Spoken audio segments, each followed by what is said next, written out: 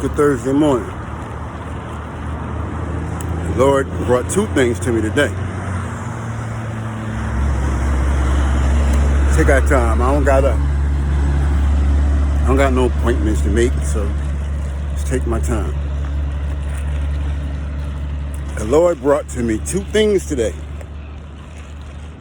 to talk about.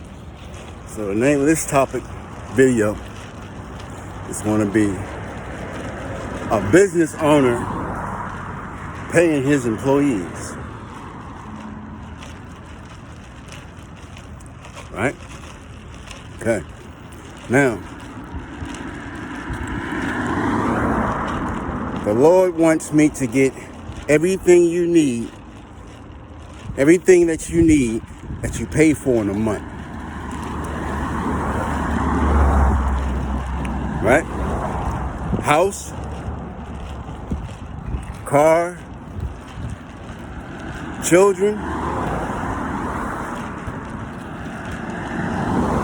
utilities, taxes, entertainment, 6.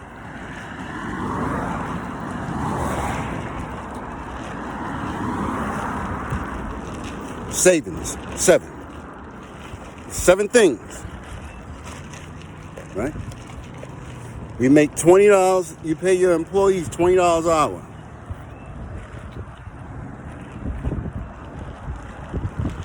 The Lord just brought this to me. You're making $20 an hour. I'm a business owner. I'm paying one of my employees $20 an hour. And they live here. PG County. That's where they live. Maybe the Lord is convicting me, but we're going to find out. $20 an hour.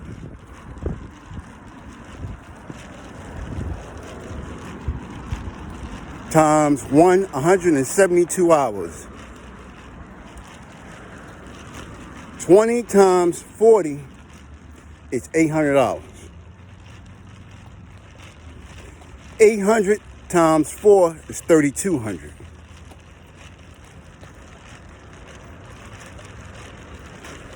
800 times 0.3. 3,800 times 0.3, 32, 320. So we got 800 times 4 is 30. It's 800 times 4 is 3,200. 800 times 0.3, 8, 16, 24, that's 240. 240 plus 3,020. I got my pen and paper, so I'm trying to get strength in my mind as I go. 3,200 plus 240. 32, 25, 4 and 2, 6. 3,560. 3,560. Right? That's what you make a month.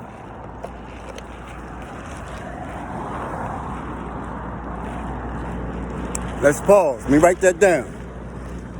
I want to be right because the Lord talks to me. Hold on. Let's write that down.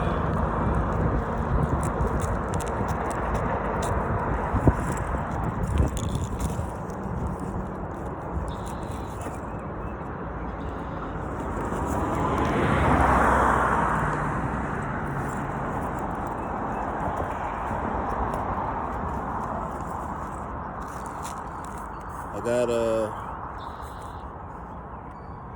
3,200. 800 times 4 is 3,200. And I got 800 times 0.3. 0, 0, 8 times 3 is 24.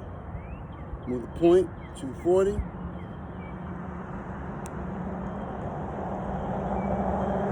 0, 4, 4, 34.40, right? 34.40. $34.40 divided into 7.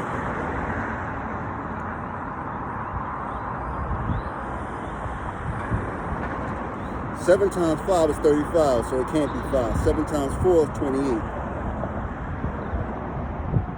2, 6, 64. 7 times 9 is 63. 7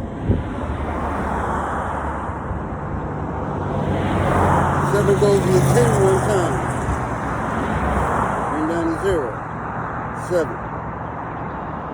$491 and say 10 cents or 11 cents.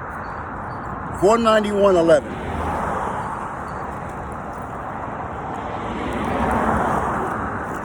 $491.11. Okay? Now, that's $491.11. Most of the time, your utility bills is going to be at $491. You got phone, you got cell phone, you got electric, you got gas. That's $491. You got your kids, you got to eat. That's another $491. That's done, right? So that's 2, right?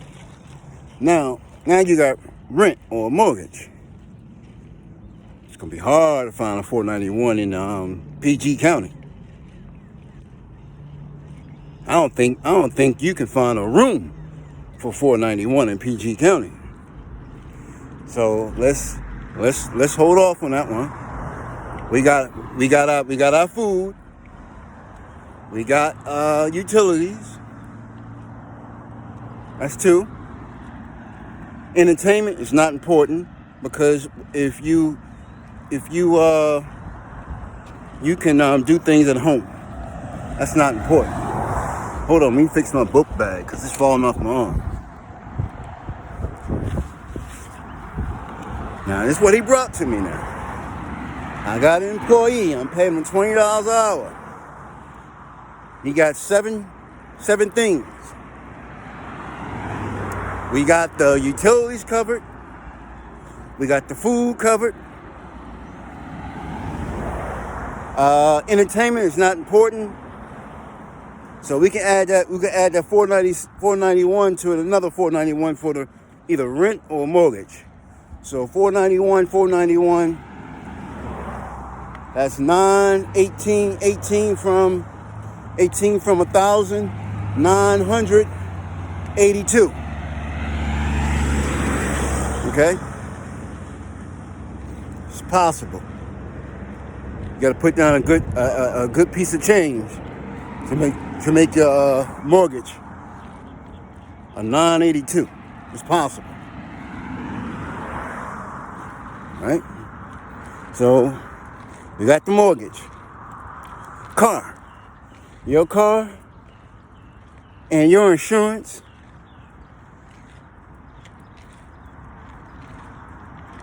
Can that be a $491? If you're making $20 an hour, it should be.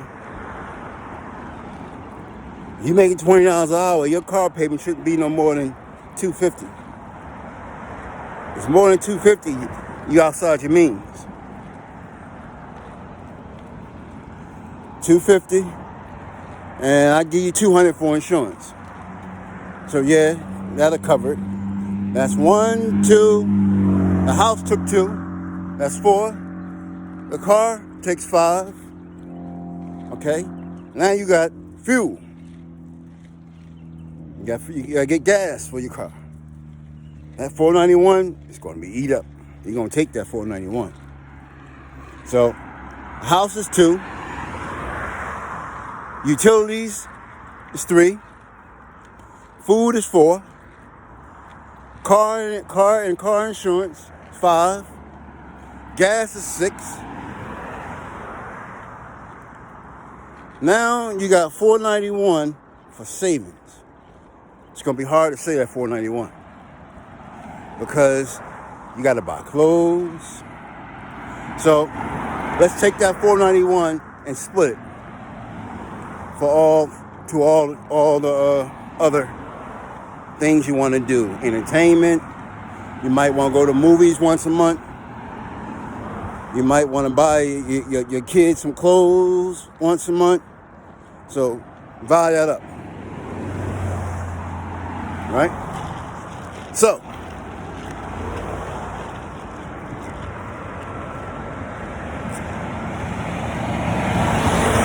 if you're making $20 an hour,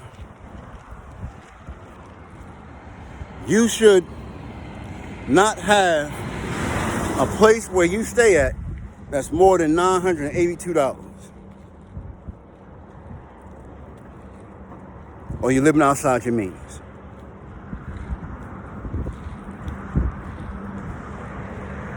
You're living outside your means.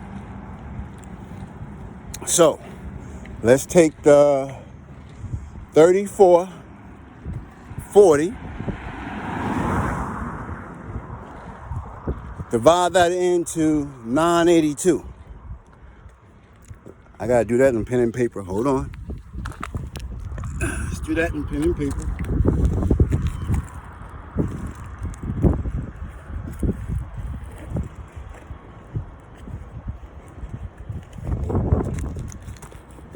$34.40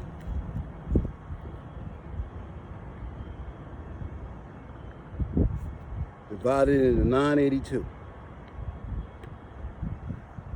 0.0. You gotta put a 0 on there at least. 34 goes into 98. 34 times 3. 12. That's too much. It may work. 34.40. Let's try 3. 0, 12, 13. Yeah, it's too much. So it's 2.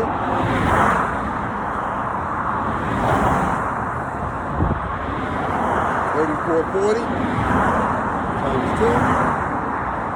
0, 8, 6. 6, 8, 8, 0. Subtract it. 0. 8 from 12 is 4. 8 from 17 is 9. Yeah, that's 9. No, 17 from 8 is 9. 8 from 6 is 2.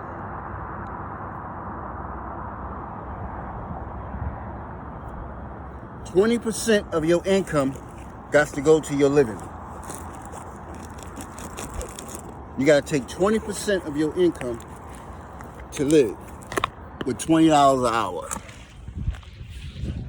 Okay? 20% of your income.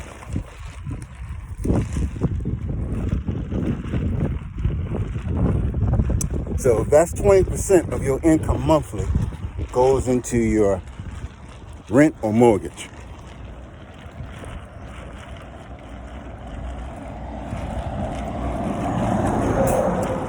Now, if you take that 20%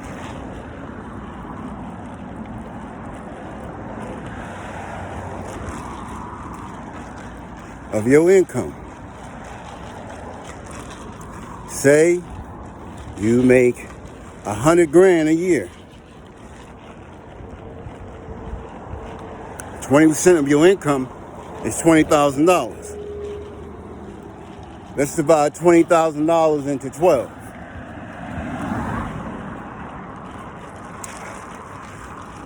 $20,000 into 12. 12 goes into 20 one time. Right?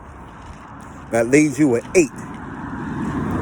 12 times 7 is 84. So 12 times 6 is 72. So that's $1,600 a month mortgage. You're paying more than $1,600 a month a mortgage, and you make $20,000 a year. You're living beyond your means.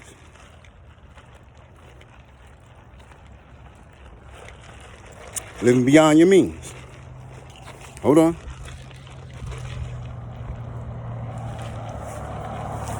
So now, out that $20,000,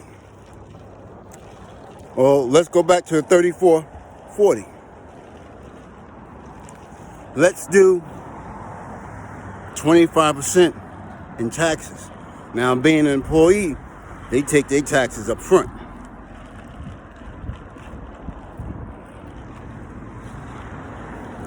So, a lot are going to get cut out. Right? So, let's take instead of the 3440, let's make it a 35 even. $3,500 a month, you gross. 10% of 3,400 or 3,500 is 300, 350. That's 10%, right? That's 350, right? 20% is 700.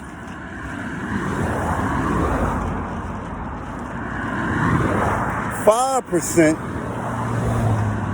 is 3,500.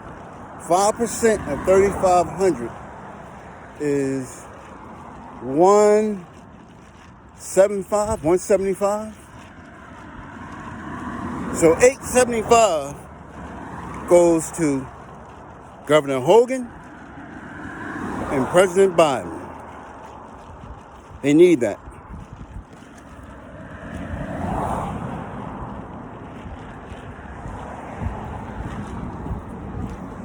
They need that.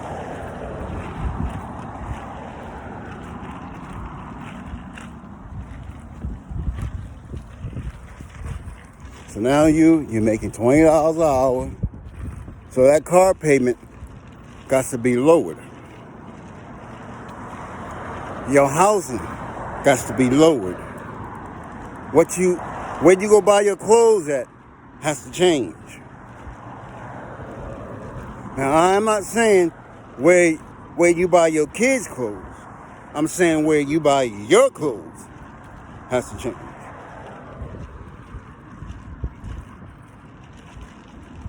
Okay?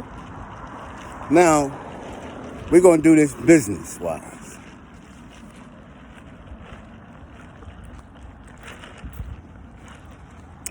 You make, let's do construction first. I work for construction. I make $100,000 a year. My mortgage can't be more than $1,600. First of all, for me to make $100,000 in construction, I'm either up north or I'm in DC. You ain't making $100,000 in Maryland. Maryland, Governor Hogan said, nah, we ain't doing that. Mayor Bowser said, yeah, we can do that. You can make $100,000 in DC. Man, you make $100,000. You make $100,000, right? I'm in DC. Well, I work in DC. But I still can't afford to live in DC. You understand what I'm saying? Because at least 25% is gone. So if I'm making $100,000 gross, that's only $75,000. That's only $75,000.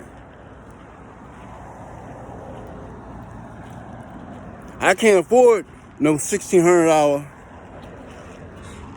a month mortgage or rent by myself. If I'm paying it, I'm living outside my means. So now, I make the $100,000. I live in DC. I catch Mark Train. I go to West Virginia. Yeah, I go to West Virginia, buy a house for maybe $175 or around that price. $175 divided into $360. 360 and 175. I may have to pull a notebook out on that one. Alright. 360 and 175. 100. If it was 100, it would be,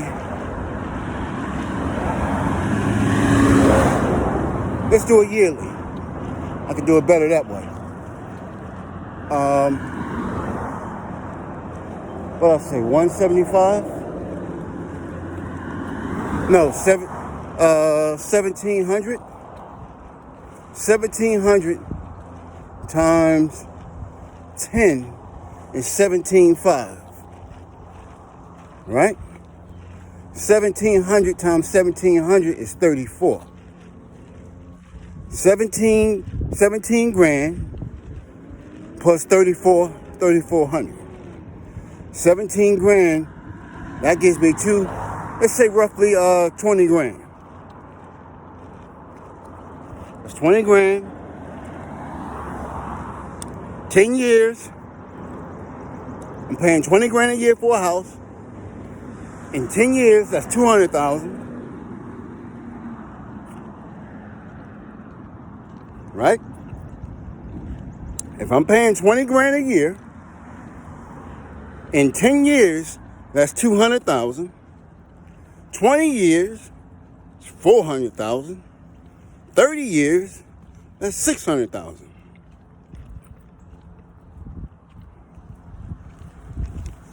I just bought a $600,000 house.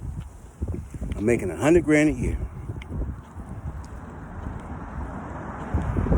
I'm just at the point of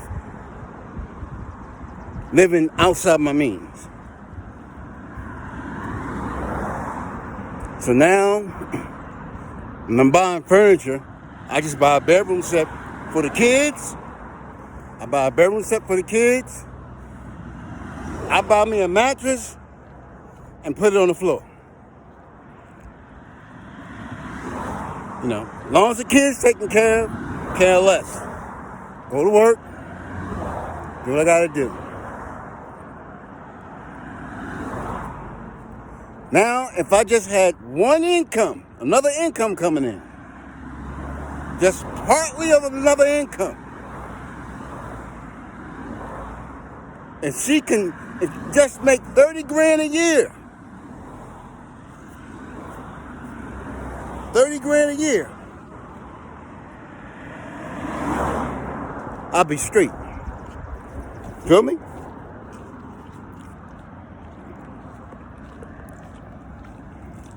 So now, you know, it's all about my kids. I ain't doing nothing.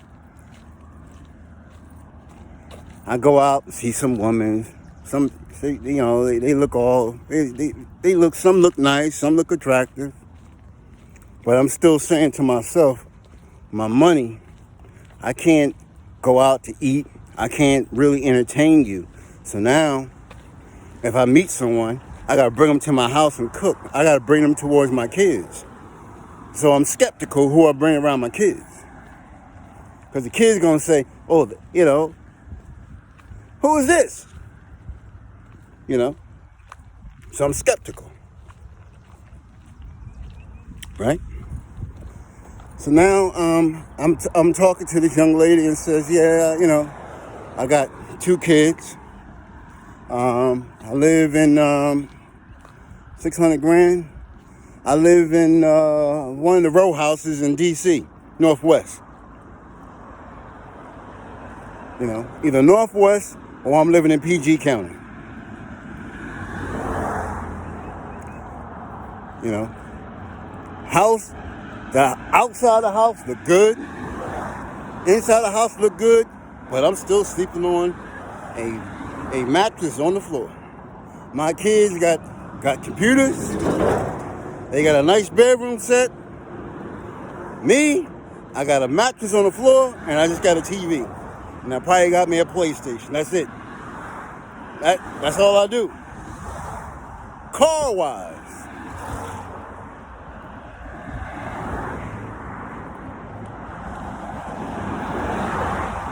I ain't going higher than probably Toyota Highlander. Ain't going to the Highlander. I need something fuel efficient to take me from my house to the MARC train, or if the MARC train is sluggish, I need to drive from West Virginia into DC.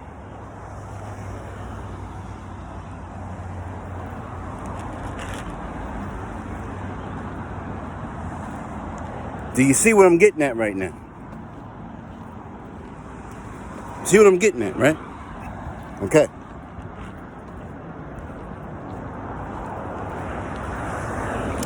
Out of 100 grand, I only pocket 75 grand. That's it. In tax time, maybe I might get $2,000 back. Maybe.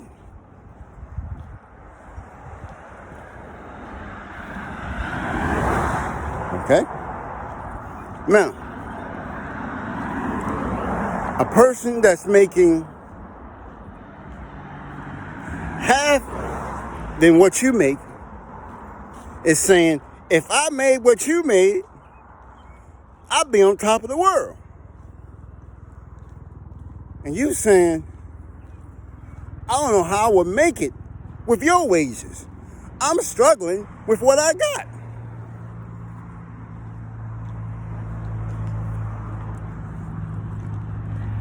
You see what I'm saying? A person that make less than you wish they had what you had, and you saying, I don't know what I would do if I didn't have this much. Because I'm struggling now.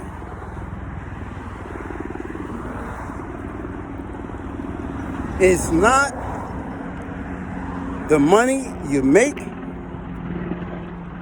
it's what you do with the money. Feel me? Because you make more doesn't mean that you're better off than somebody's making half than what you make. Because the more you make, the better things you want. That person that's making less probably bought himself a used Mercedes. Probably bought him a used BMW. But you saying, right now, I can't afford to buy something without a warranty.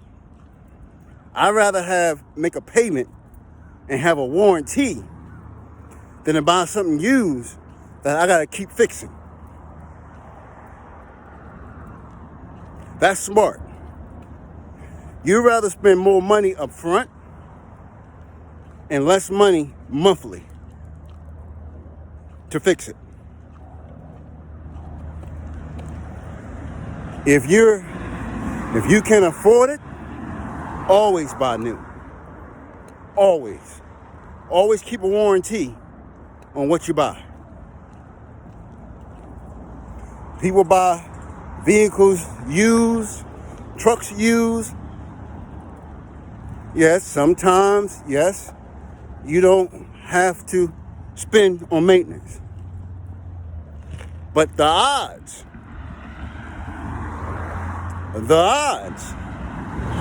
of you not spending something on that used vehicle are slim,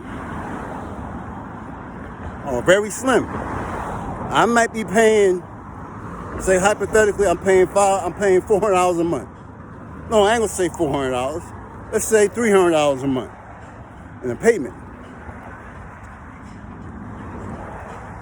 That is $3 grand, $3,600 for the year. $3,600 for the year, right? So now you don't have no $3,600. Here it is, your transmission go. Your transmission went. You already done paid the $3,600. My transmission go, I take it back to the dealer. Here it is, you need a timing belt. That's That's another $3,600 gone.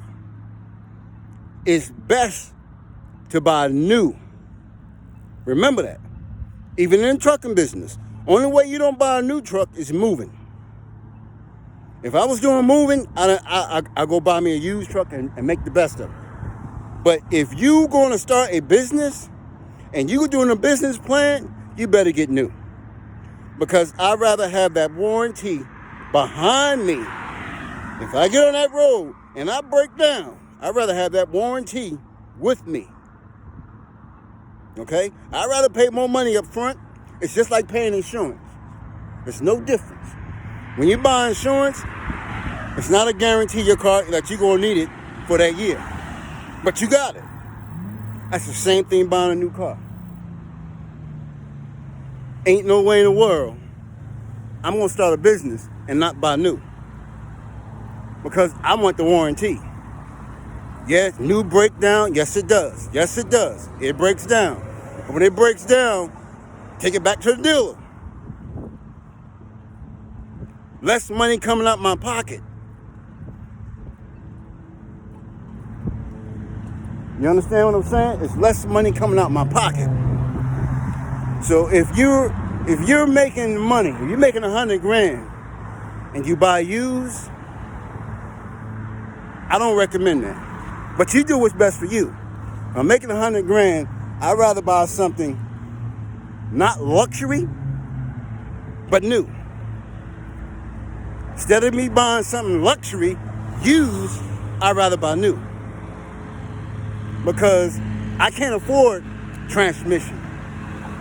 I can't afford a new engine. I can't afford an air compressor. I can't afford a timing belt. I can't afford left on the side of the road. You feel me? So that's what I say.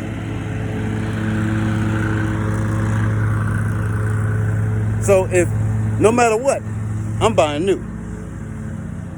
Either gonna be Toyota Corolla, it's gonna be Hyundai Elantra, wherever I can fit in my budget, that's what I'm buying. Because if I got kids and that car breaks down, I don't got to worry about digging it all in my savings to get it fixed. When I save something, I'm saving something. I'm not saving something just for my car. That's me. That's how I look at it. I'm always been that way. Why would I buy a used? Okay, I go buy me a used. Only thing I'm buying used to go back and forth to work. If it breaks down, so what? If it needed a couple of dollars, put a couple of dollars in it. But for an everyday car for my family, I'm buying new. I'm not going to buy used just to say I got a Mercedes. I'm not going to buy used to say I got it just because I want a Lexus. I'm not going to buy new because I want a Bentley. I'm not doing that. I want the warranty. If it breaks, you fix it. And as soon as that warranty is about to go up, I'm trading it in. Because I don't want it. I'd rather pay the car note every month and you fix it.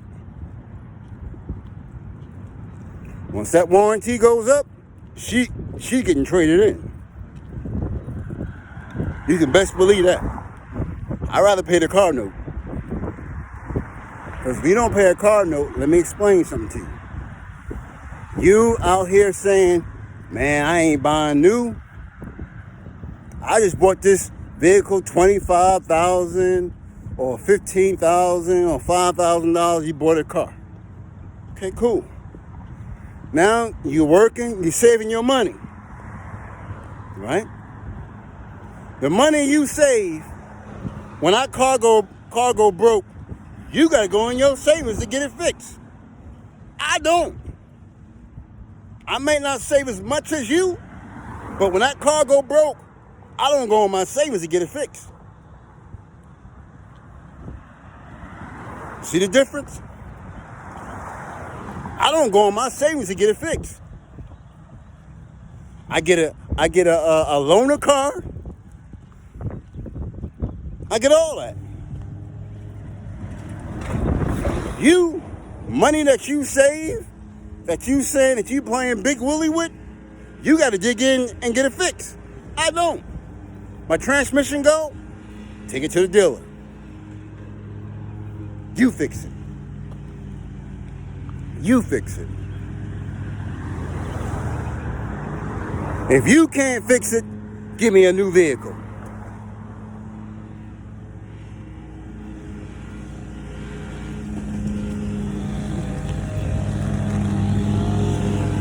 I've been like that way always. Because once I'm doing the math, I'm doing my math. Your vehicle is paid for. You got yourself a nice vehicle. You had it for maybe 6-7 years. It's paid for. Cool. If you know your vehicle,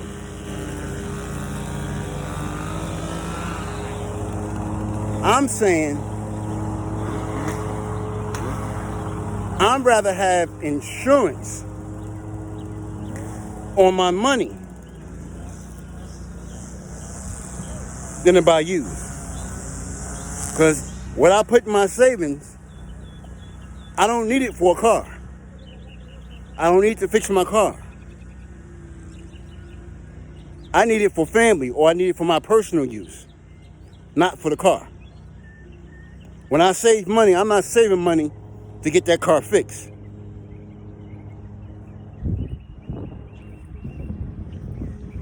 If the dealer can't fix it, it's a problem. That's why I buy new.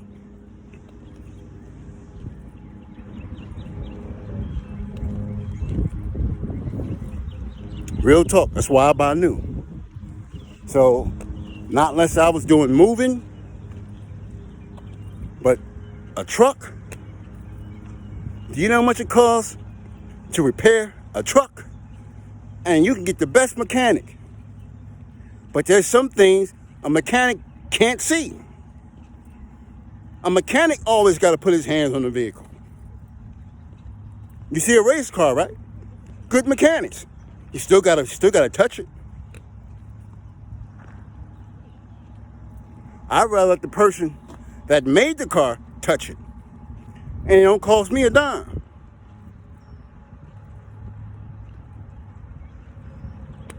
That's me. Now, you may not see it the same way, but if you're starting a business and you're getting a business loan, if you're going to the bank to get a loan, you're getting a loan for a used vehicle, paying a note on that used vehicle, and you still got to save if it breaks down. Hold on. They was cutting that grass, my nose. I got my, hold on.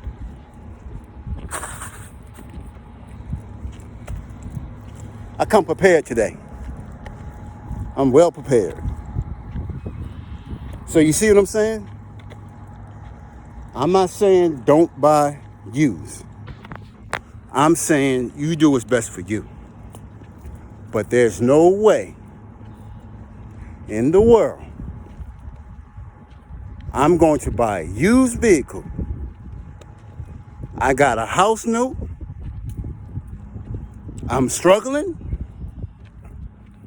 And I'm barely saving $1,000 in my savings a month. I'm barely. There's no way I'm going to a used car dealership and buying a used car. No way. Because if it breaks down, it's going back to the dealer. All I gotta do is call Fitzgerald Hyundai, Fitzgerald GMC, Passport Nissan, the car of Dodge. My car broke down. They'll come get it. But if I'm struggling to pay, if I'm struggling, I got kids, I can't afford that. I can't afford that. I can't afford to go on my savings. I got kids. I can't afford to save for a car. I can't. I'd rather pay the $215, go get me a Toyota Corolla, as long as it's new. I'm not saying it got to be the Lexus. As long as it's new. A Honda Civic. As long as it's new. And don't worry about the transmission. Don't worry about the engine. I mean, you got to put oil and stuff in it. And soon as your warranty is about to expire, trade it in. Trade it in.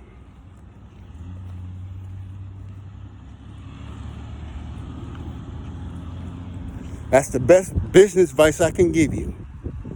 Because you're buying something used, not unless you're going to fix it yourself. It's still time consuming. You know, if you fix it yourself, you still got downtime. If you buy new, the dealer can give you a loaner car. You don't lose a beat.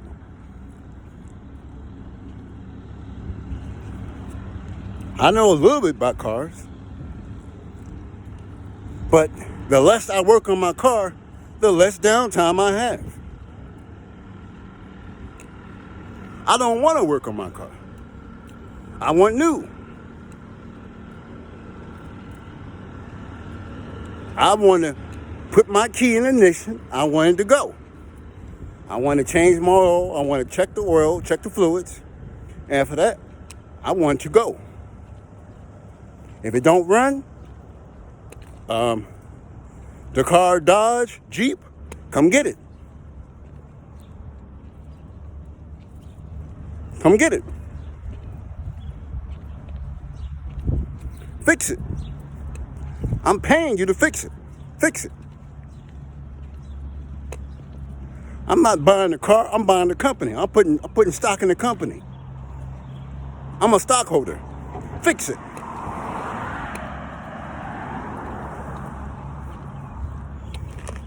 That's me.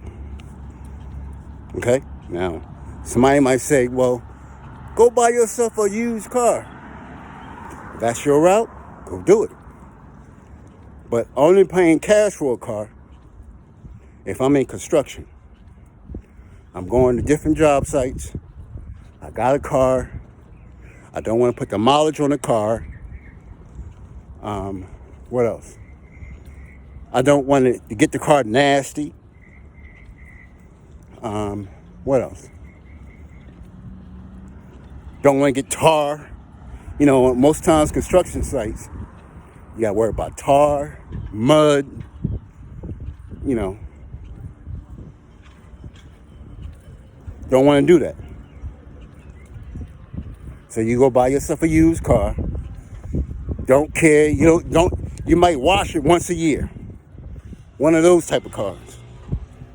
Long as it go, the heat work, you care less about the air conditioner. You wind the window down. One of those type of cars. That's all you need to go back and forth to work. That's it. And once you get home, you don't move that car no more until it's time to go back to work. One of those cars.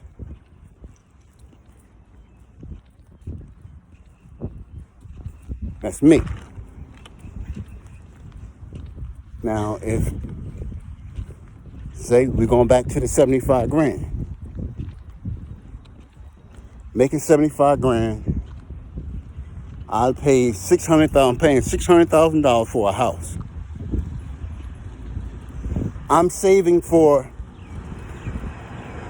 my hot water tank to go.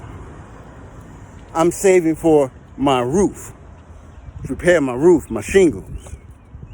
I'm saving for pipe break. I'm saving for to fix my driveway. I'm saving for the wind blows and a thunderstorm comes and wind blows and break a window. I'm saving for that. I'm not saving for no goddamn car.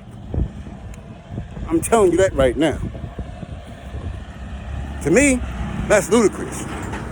You done spent $4 or $5 grand and just threw it away. You got to put more to it. I'd rather pay a payment, insurance payment, to make sure that I got me a something new. That's me. But you do it your way. I would tell anyone, not unless you have buying equipment and you want to buy new. Matter of fact, I can be multi-rich. I don't know why I keep using Jay-Z and Elon Musk all the time. I don't know why I keep using them. But I can have their money. And why would I spend cash for that vehicle? Why would I go to the dealership and put $150,000 in their hands to buy a Mercedes? Why would I do that? Because after 3 years, it's going back to the dealer. What I'm doing, spend another 150 grand? I'm paying enough to make a payment, because after 3 years, it's going back. It's going back. I'm going to have a payment for life, but I'm also going to have a new car for life. I don't have to worry about repairs. I am not paying for no car cash. No more. No more. Maybe lease. I might do a lease. I might do that. But I am not buying no car cash. I don't care how rich I get. Not unless it's a company vehicle. If it's a company vehicle, I'm gonna ride it until the wheels come off. If it's a corporate car, I'm gonna ride it until the wheels come off. Once my expenses is a percentage of what I paid for it, just say I done spent 75 grand for this vehicle. Once I reach 15% in repairs, she's gone. Once I reach that 15%, she's gone. Because after I make that 15%, I'm looking at what's coming next. What's coming next? On business-wise. Equipment is different. Construction equipment lasts almost, a cat will last longer than your business sometimes. You can go find yourself a 1960 Caterpillar dozer, still running.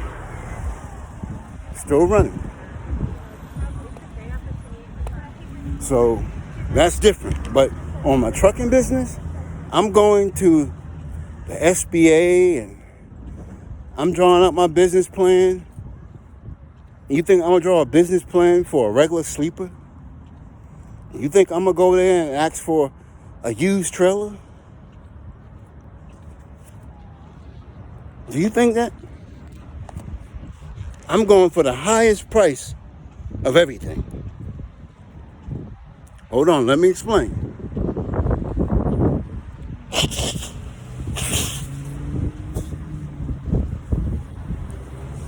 I'm going for the highest price of everything. Because if I'm going to pay for it, if it's a grant or if it's a business loan, right? I want to buy my truck cash. I'm making one payment. By the time my business loan is paid for, my equipment is almost ready to be traded in.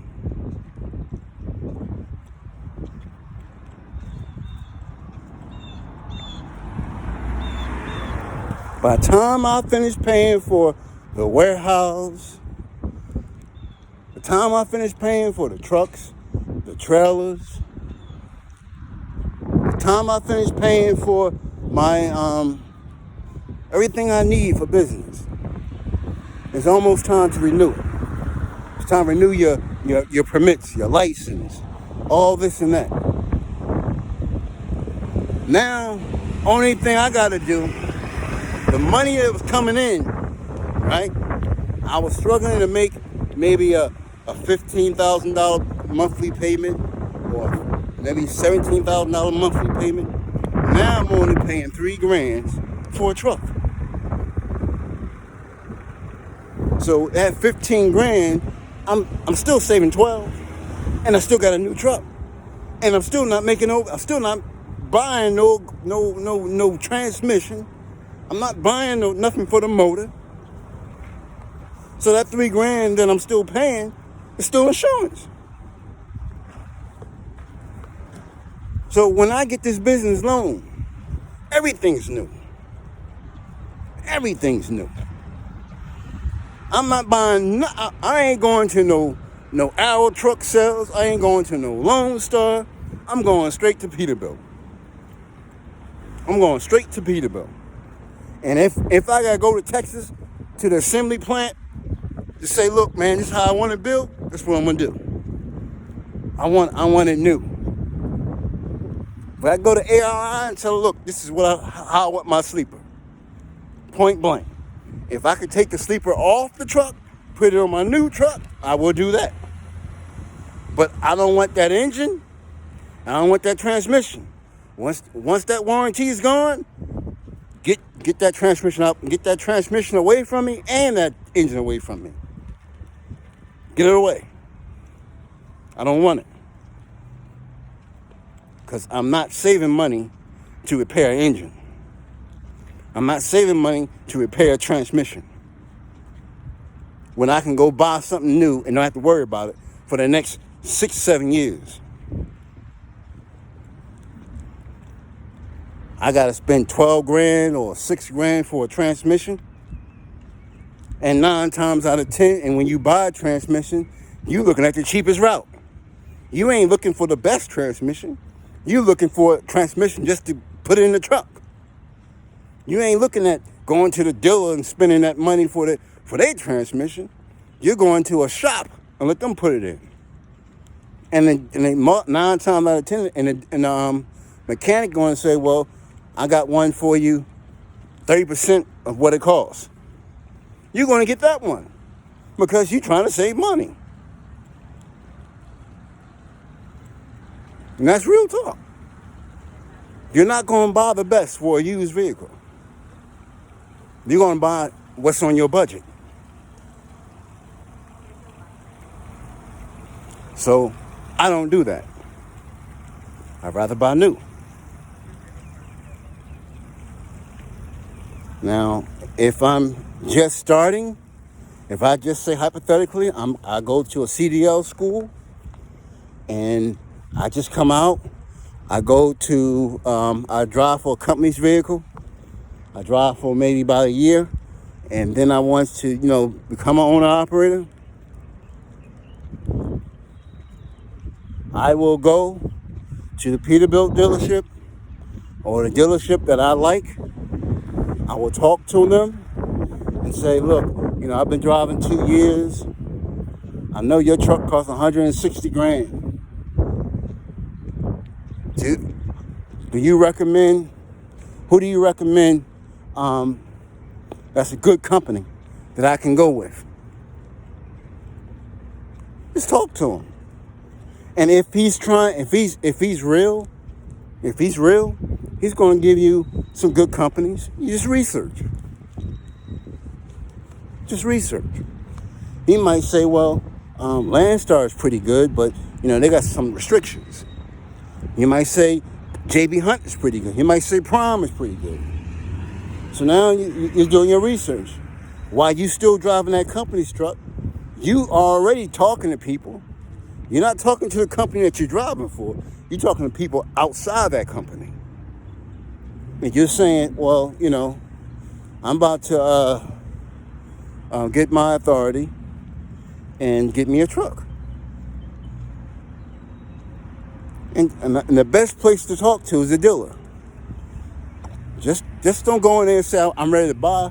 I just need some professional advice. What would you do? When I was first starting, I was in New Jersey. I was researching about the lowboy trailer. And I always said, man, I want to get hydraulics. I don't want that pony motor. I want hydraulics. So, I went there and I sat down and I talked with the salesman. And he said, me? I don't know about no one else. There's no way in the world I'm going to buy a lowboy trailer without a pony motor. I said, why you say that? Because if I break down, I can rent a truck. If you got hydraulics, you got to rent a truck that has a wet kit. There's no way in the world I'm going to operate my business without a pony motor. And he made sense. He made real good sense. It's not like you are a corporation. No way in the world I'm going to buy me a lowboy trailer with a PTO and a wet kit when I can just get a pony motor. My truck, I'm at a truck stop, somebody hit my truck, I can't go nowhere. Now I got to worry about renting a truck that got a wet kit. When I can just go rent a truck, hook up to it, and go.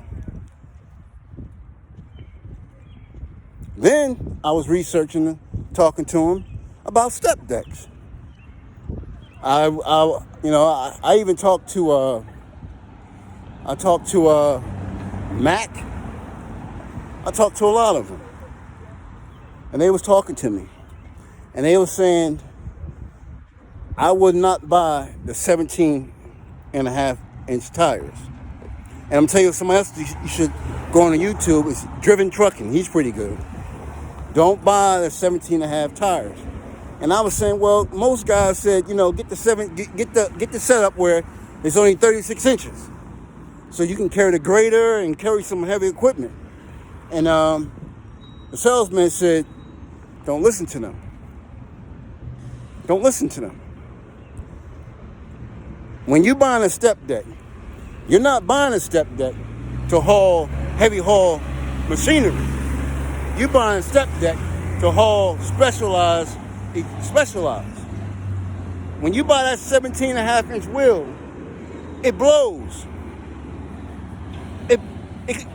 You get a flat tire just about twice a month. It's not feasible for you to put that as a lowboy.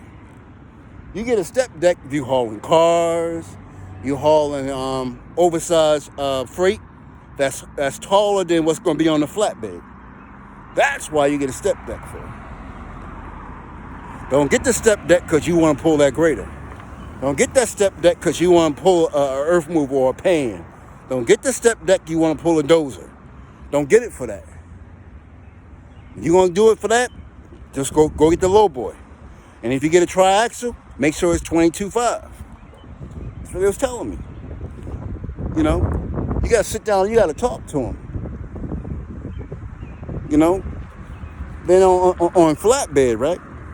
Most guys like the split axle, right?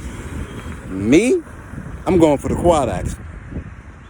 Let me tell you why I'm going for the quad axle. I want the quad axle so I can, if my lowboy, right, if I'm out on the road, I can take more than just the lowboy freight. The flatbed freight. I can take more, long as the height is good. You feel me? Long as the height is good, and them brokers, they don't know what can fit on your trailer. They know I got a quad axle. And the quad axle, I can get at least 20 grand an axle. I can at least get 20 grand an axle. That's 80 grand. That's 80,000 pounds I can get on that trailer. Think about it. 80,000 pounds. I can do a lot with 80,000 pounds and with that height. Step deck, it's all going to be for my vehicles and things I can't put on the flatbed. That's it. You have to go, you have to sit, you have to go down. If you're interested, you go down, you go to these dealerships, and you sit down and you talk to them. You tell them, what is your idea? What is your idea? Where you want to go? And they're going to say, well, me personally, they build trucks. They build them. They build them according to what you want to haul. So if they don't know what to do, something wrong. Now, with the dump truck, I'm more fluent with construction. So if I'm going to a dealership and I'm buying me a dump truck, I'm saying, what am I use it for first? I don't have to talk to him saying, what I need it for. I want to know what I'm gonna do with it. I'm doing millings, I'm doing excavation, I'm doing grading, or I'm doing all of them. If I'm doing all of them, I'm going steel body. If my majority of my dump truck loads is going to be from the excavator or grading, or if I'm doing some paving, I need a steel body with a hole in it, a pinhole, so I can check the temperature of asphalt. I already know what I need. Now, he might say, well, you need a quad axle dump truck. And I'm saying to myself, a quad axle? I don't think I need a quad axle. But I'm listening to him. He might say a quad axle, you can get more. You are a single operator. You a small company. The less trips saves you money. And I'll be like, yeah, you're right. I ain't think about that. The less trips I make, it saves me money. But do I gotta pay for permits? That's my question. And I'm looking at him like, do I gotta buy a permit for these axles? Now on trucking, I can go buy me a yearly permit, but I gotta spend if I'm going to Maryland. I think Maryland gives you 89,000. So if I'm rated for more than 89,000, I gotta pay Maryland just to haul in Maryland. That means that my job, my bids, I gotta increase my bids. I don't need that. You feel me? So hold on, let me do my 10 pull-ups.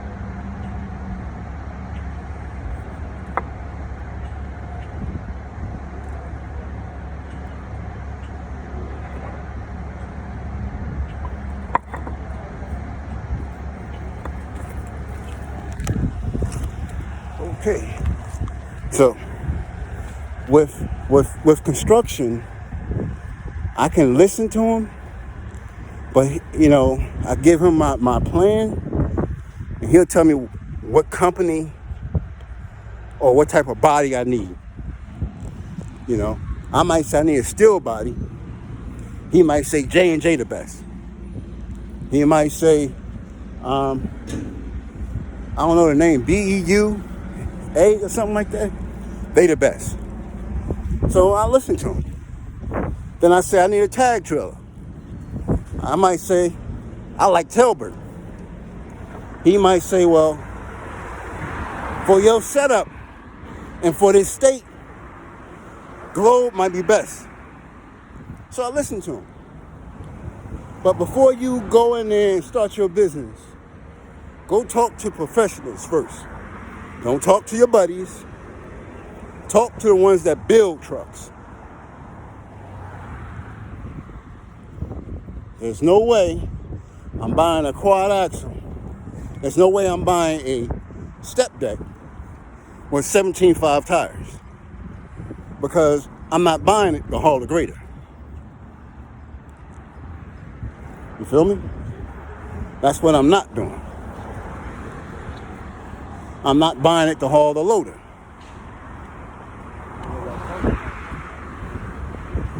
You know, I'm not buying it for that. I'm buying it for vehicles.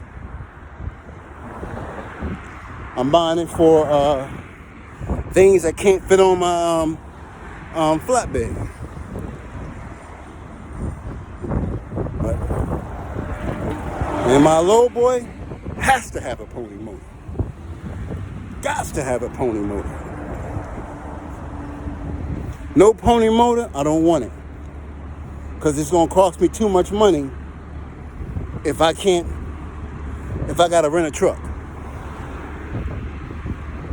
It's going to cost me too much money to find a truck with a wet kit. And with that same type of wet kit, it's going to cost me too much. So give me the pony motor and go from there. On the step deck, I need a quad axle. Give me a quad. Give me a tridem axle, or give me a split axle. But I prefer the tridems. 22.5s. I prefer that. I can haul. I can haul a lot of things in that step deck. And that quad axle flatbed, it's a must. It's a must. I can make more money. I can make more money. My triaxle Peterbilt, it's not just for that low boy. It's for that quad axle flatbed. That's 7 axles. I can at least get 20. I can at least get 20 grand an axle. That's the minimum I can get on every state. The minimum is 20 grand. 20 times 5 is 100. And I got 2 more. That's 140 grand. 140 grand I can get on my flatbed.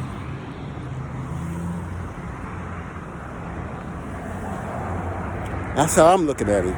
You know, you gotta go talk to them. You gotta tell them what's your idea, and let them give you the best advice. Now moving, okay. If I was going there and I was gonna buy me a truck for moving, right? I will say first, you know, he gonna give me the bear. But I know moving. So when I go to him, I'm saying, well, I need a wet kit for moving. He said, what do you need a wet kit for? You hauling cars too? I said, yes. I'm hauling cars too. Kentucky got this, on Kentucky enclosed, I need a wet kit. I can't operate the hydraulics without the wet kit. I need that.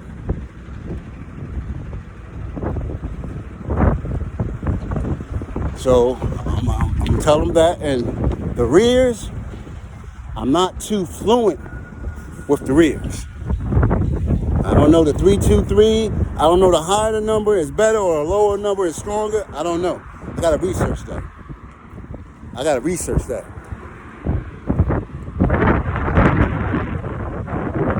And I gotta research the auxiliary transmission too. Because I'm trying to think, do I need it? That Spicer 4-speed auxiliary transmission, I gotta research that. Because I never operated it. So I don't know. But I'm definitely gonna find out. I'm definitely gonna find out. If I gotta go to the dealer and talk to him about it, I will. What else? Oh yeah, with the tractor for moving. That tractor, I don't care how big the sleeper is, it's going to feel small eventually. You can get a 180 inch, you can get a 231, but I wouldn't recommend a 231. Not for me. I think that's a little too big. I think the 180 is perfect. I'm at 400 inches wheelbase. I think that's perfect. I'm looking at, I gotta go into New York. I gotta go into Northern Virginia. Gotta go into them places. I'm looking at these storage units. I'm looking at everything. From my experience, if an area is tight, it's best to back in. Say hypothetically,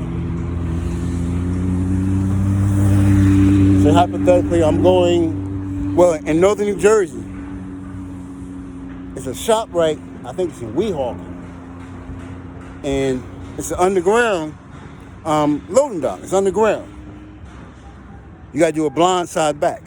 I had to grade that thing. Man, I wasn't even thinking about trucks at the time. And I kept saying, how in the hell these trucks gonna get in here? I'm having a hard time grading it. So, if I had to go in a tight area, I'd rather back in it. I'd rather back in it than pulling. Because as long as I can get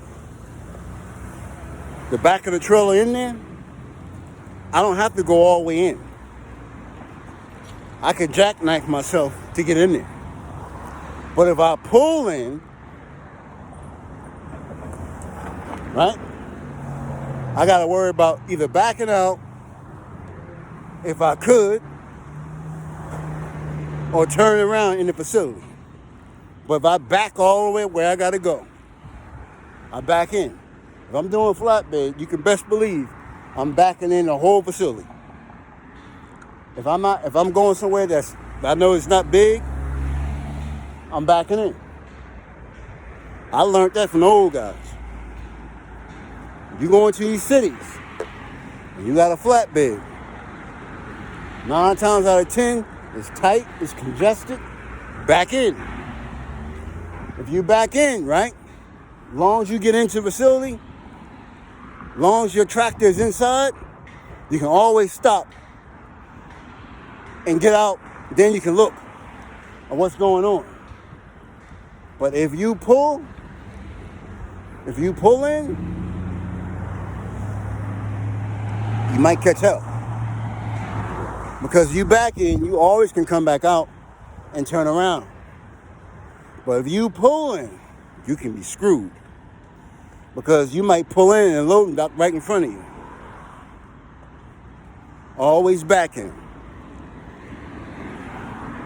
Most of the times with reefer and dry vans, you know, You can almost pull in.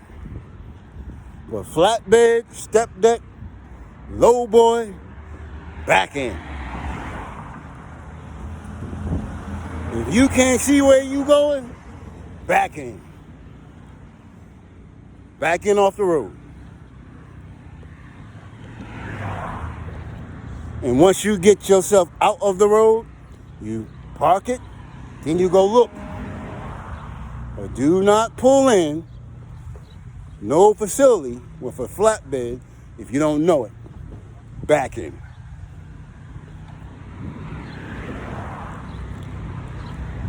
I learned that from the old time.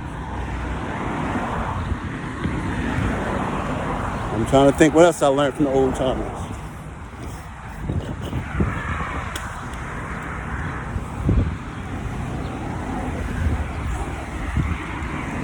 What else I learned from the old timers?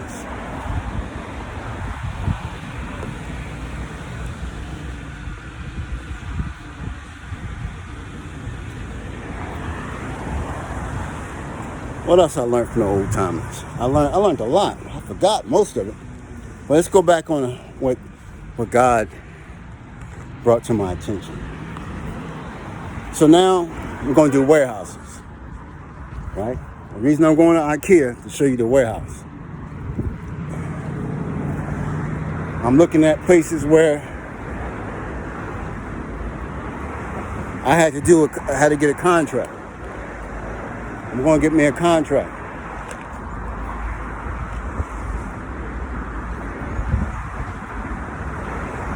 Say I'm going to I got a meeting with IKEA about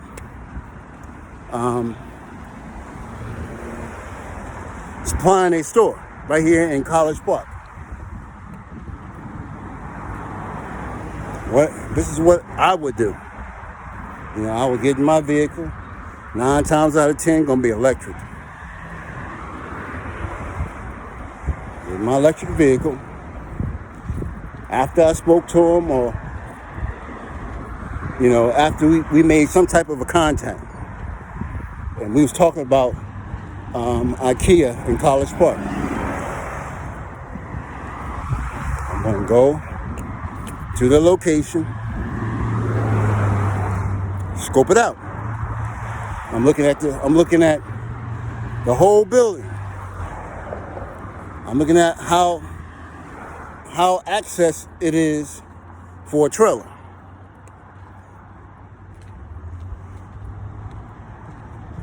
I'm looking at do they just do vans, or do they do flatbeds, or what do they do?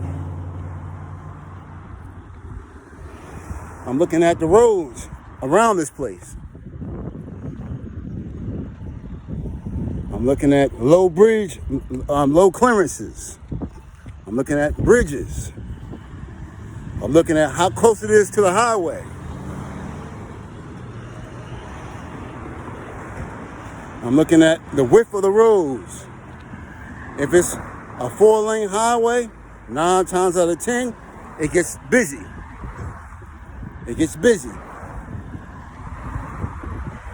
So I gotta get in before traffic gets there. I gotta get out before traffic comes. I'm looking at everything. I don't want to get jammed up.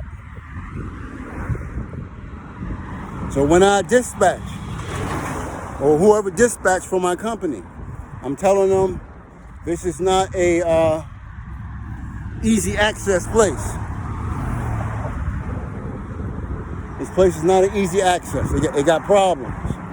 It got complications. You know, when you come out the facility, don't make a right. Don't make a left. Don't go straight.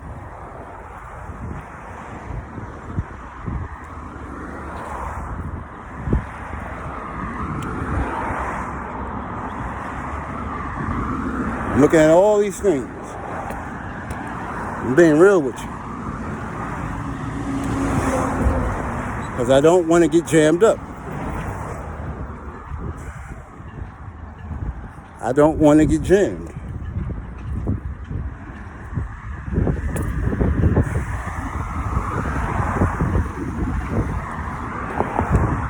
The last thing I want to do is get jammed.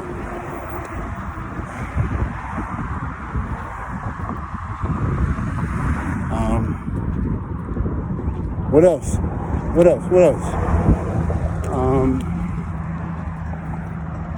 You have to put yourself, before you make a deal, a business deal, look at everything. You gotta ask yourself, why they coming to you? What about me draws their attention? Or why would someone turn you down? Question you gotta ask yourself that. The same questions when you try to apply for a job, the owner gonna say, why are you coming to me? What happened to your last job? You understand what I'm saying? They ask them questions. They ask questions like that. You got to do the same thing. You got to ask yourself, why you came here? Your resume is so powerful. Your work history is so powerful. Why are you coming to me?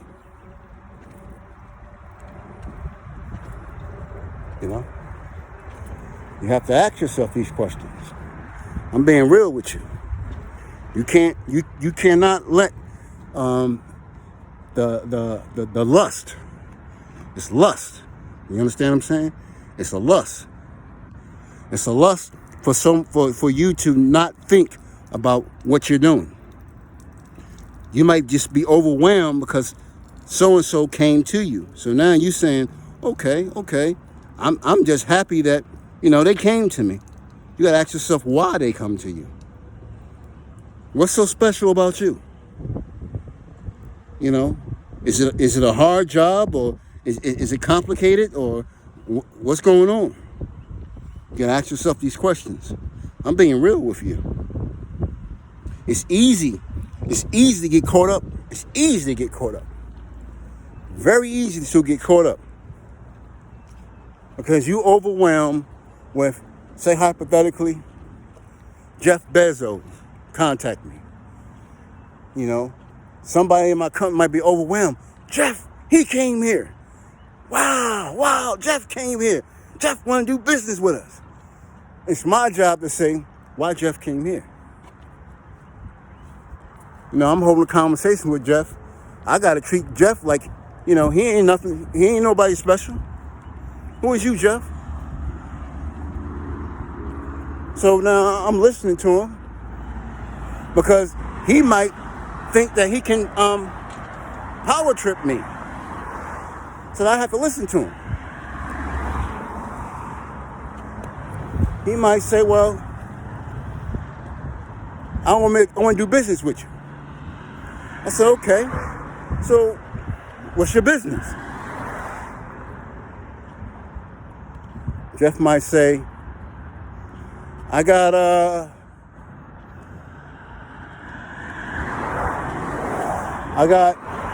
$4 million of commodity I need to move a week.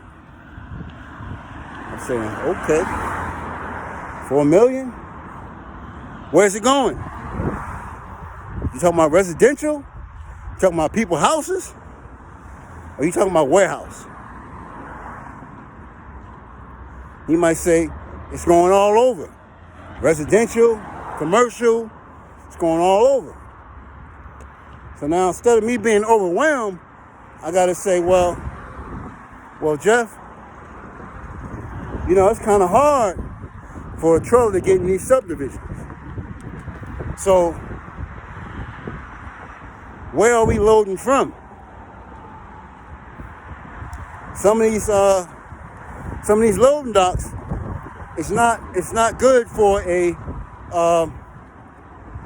cube truck. Now, I don't know what kind of loading system that you have, but some of it's not good for a cube truck. So, what other type of roadblocks or something? Tell me, be more specific to me. because I can't help you unless I know the whole detail of this. You know, you got to talk to me. Let's go out to your facility and, maybe tomorrow, we go have coffee or something, and I need to see this facility. I need to see where you want to go to. Now, the $4 million a week, that's like 40 trucks. That's like 40 trailers. From warehouse to warehouse, I might, it shouldn't be a problem. But if you're going from warehouse to people's homes, whoa. You know how many trucks you need? We ain't talking about trailers now. We talking about straight trucks. You gonna have to be a little bit more specific with me, because it takes 2 straight trucks for a trailer, sometimes 3. Because some straight trucks is only 12.6. So it might take 3. So 3 times 40 is 120 loads a week. That's a lot. That's a lot, Jeff. That's a lot. Something like that, you might want to go to UPS or FedEx. That's a lot. I don't think I can handle 120 loads a week. But I damn sure will try if I could. But 120, I don't want to tell you I could take 120 loads a week, every week. Can't do it.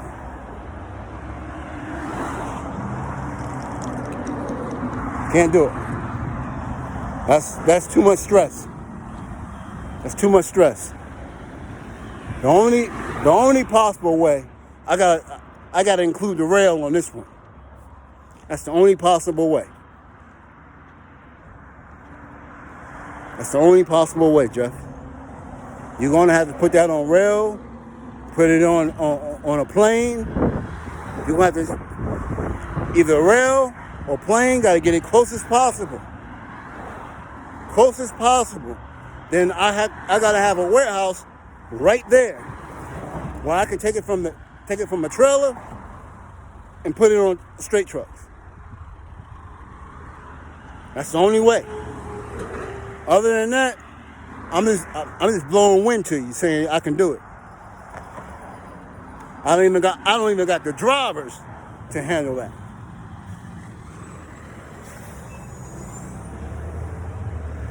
So, we're gonna have to talk a little bit more details in this. You might have to break this up to different companies. Sub this out to different companies.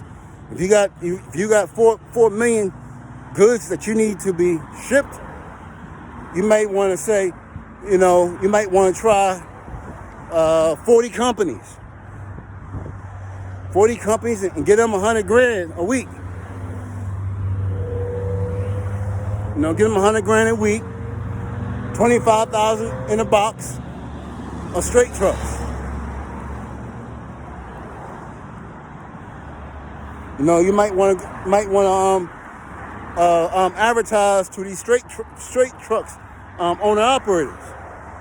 I got a $100,000 commodity a week contract, and let them grab it.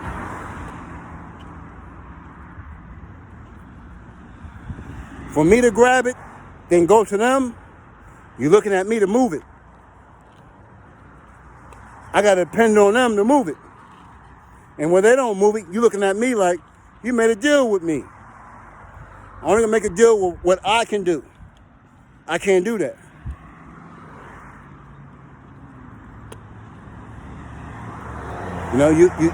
You got to overlook the person, fame, power. You gotta look them eye to eye. There's no one greater than you in business. No one. No one greater than you. You don't say, sure. Sure, I can do it. Nah, don't do that. You sit down, you listen to everything he says. It's something different and you just starting out, you overlook paperwork, you do all that. We all do that. But when you start selling that ship in the ocean, it gets real. It gets real. People take advantage of you. You gotta be real. You gotta be able to make a commitment and stick to it. No way in the world I can move $4 million of commodity in straight trucks. No way. No way. A week? No way. Ain't no way possible. I ain't gonna sit here. I'm not gonna sit here and tell you that I could. You give me that contract, here I am. I'm going to every city possible looking for a guy with a straight truck, trying to get a deal with them. Because I made a promise with you. And when they don't show up, you don't go to them, you come to me. I'd rather you go to them. You talk to them. I just want a piece of it. I don't want the whole thing. Give me $100,000, straight truck, 100 grand commodity a week. I can handle that easily. That's four straight trucks easily.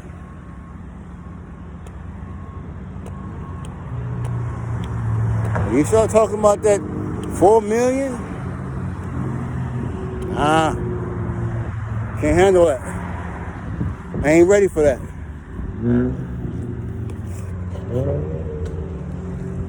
I ain't ready for that. And I'm quite sure my wife is going to be on the same level. She's not going to be grabbing just because it's a famous person. Here it comes Oprah Winfrey coming into my business saying, I need this move. Okay, Oprah, what you got?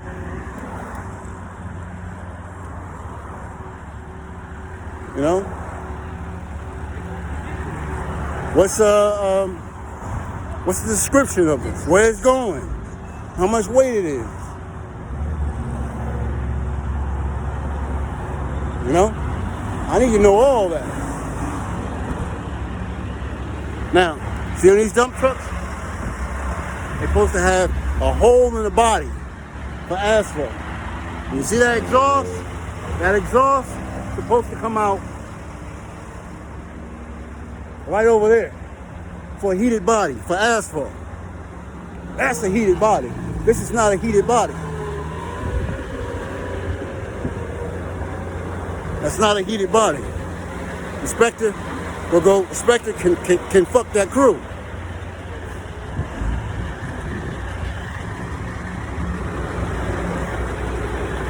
Supposed to have a little hole in the body. You take that thermostat and you stick it inside the body and check the temperature. And it's supposed to have the fumes coming out from the top. See that yellow light? That's where the fumes come out at. That's a heated body.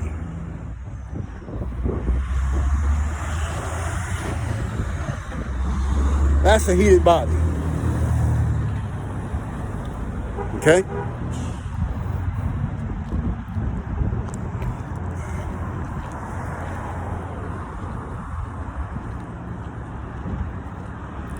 So you have to, so when you go to the dealer and you're going to get yourself a dump truck, you got to let them know, I want a heated body. I want a steel heated body. I do asphalt.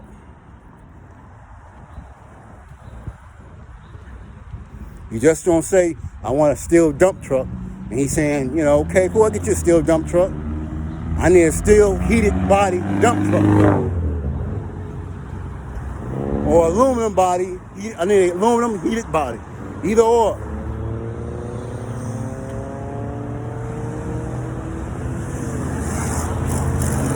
Okay?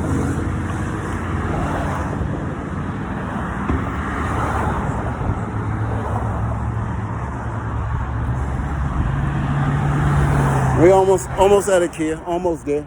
This is the Nissan place. See, Nissan. Okay, let's talk about a car contract. Say College Park says, you know, I need you to move 4 million gross commodity of vehicles. My insurance is $5,000. So it gave me I got a $4 million contract a week on average. Average Honda is about like 30, say 40. Say 40 grand. The average Honda is about 40 grand. I don't think it's that much. The average Honda may be about 30. Because you got, it may be about 30. So it's like three and a quarter vehicles per 100,000. It's 3 and a quarter. So 3 and a quarter times 10. 30, 4, 8, maybe 30, 35, 32, 35, because 4 equal 1, 8 equal 2, say 43. That's 43 cars a week you need me to move. Now, it may be from the port. It may be from other dealers. You have to say, where do you want me to pick up from? Because he's saying, well, I'm going to give you $900 a vehicle. Okay, that ain't too bad. 900, yeah, we can do that. But where you picking up from? Picking up from Baltimore? You picking up from Newark? I hope so. Because 5 or 6 cars, that's $900. That's $5,400. You anywhere further than Newark, we can't do that contract. You're going from maybe Norfolk. We can do Norfolk to Newark. That's it. If you want to do a bigger contract, you can't do enclosed. It got to be open. Open, then that means I got to get the head right. I got to do 9 cars. 9 times 9 is 8,100. So let me know, because I don't have no head rack trucks. I'm not comfortable with a head rack at this moment. And I don't know, most guys, they might say, yeah, we can haul cars. I'm telling you, it's not easy putting a vehicle on top of your head. It's not easy. You got to know, you got to order that truck specifically for a specific type of vehicle. You got to have a sleeper.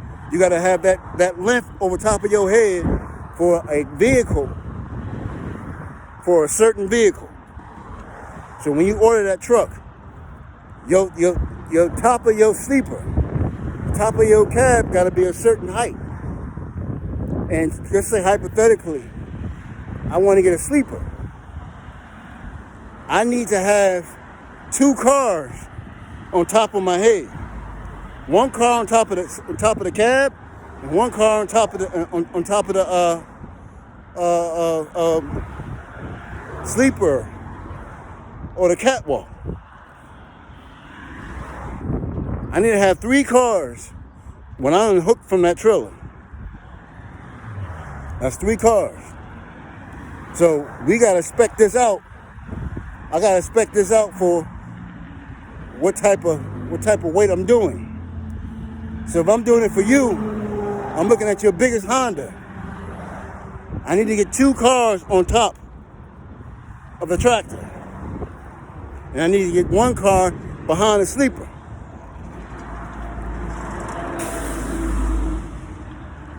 I don't have nothing capable of that right now.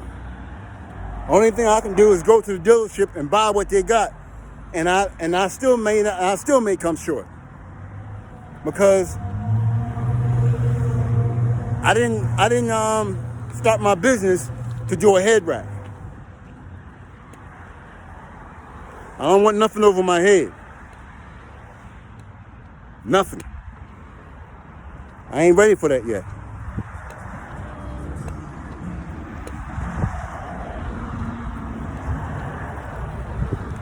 You know, you have to, when you get in this business, you got to know what you're going to do, and you got to stick with it. You got to stick with it. If you want to do moving, you got to order that trailer for the area you're going to be in. I need 4 doors on the curbside. I need 4 doors on the roadside. Enclosed car transporter and moving. I need 4 doors. It won't work no other way. No other way.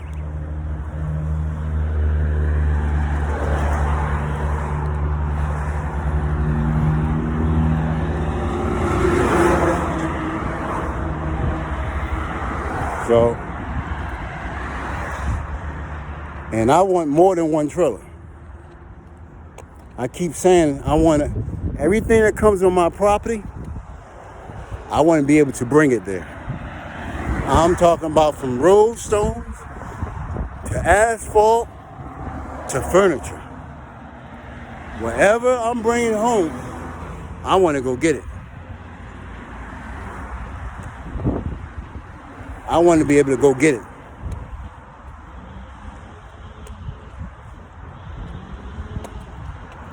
That's me. Because when I build my house, I don't want everybody coming to my house. I don't want everybody in my house.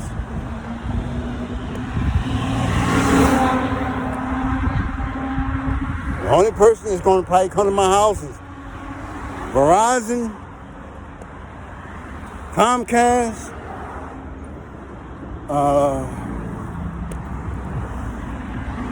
Baltimore Electric. That's it.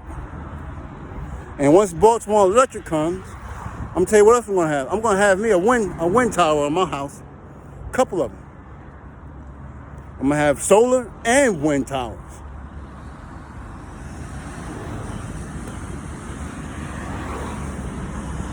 I ain't gonna have the ones that they have that it's be so big. If I could, you can best believe I'll get it.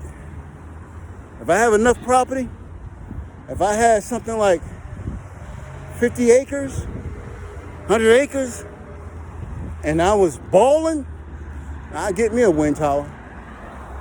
You'd never have an electric bill again. Yes, I will.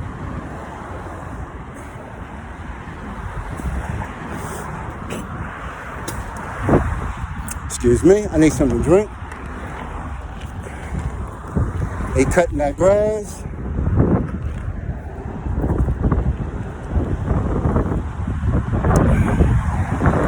I get something when I get to IKEA.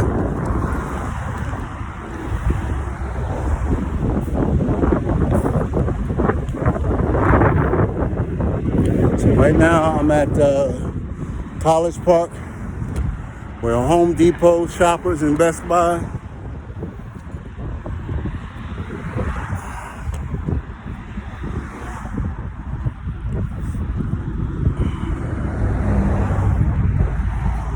It's a beautiful day. A beautiful day.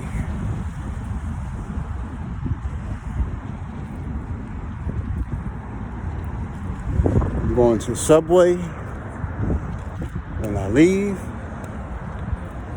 I don't need no, do I need water? Yes, I do need water. Yes, I come out tomorrow. I think that's the best thing I ever did, was come out every day and get fresh food. Allstate. See it? Allstate. Might want to stop by.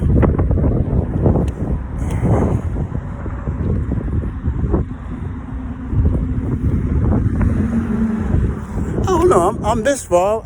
I might go to Wawa and get me a roast beef, or get me a soup. I'm this far. We'll see. I'll tell you, that chicken soup is banging, but it costs $4 for a soup.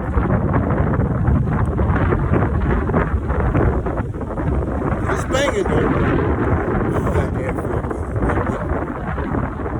My wing just cleans right there. Just get all that pop. My nose feels relief. Man, that air feels good.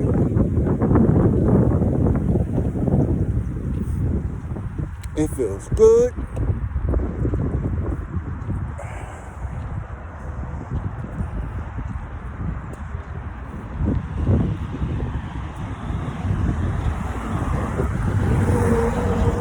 So, okay, let's I'm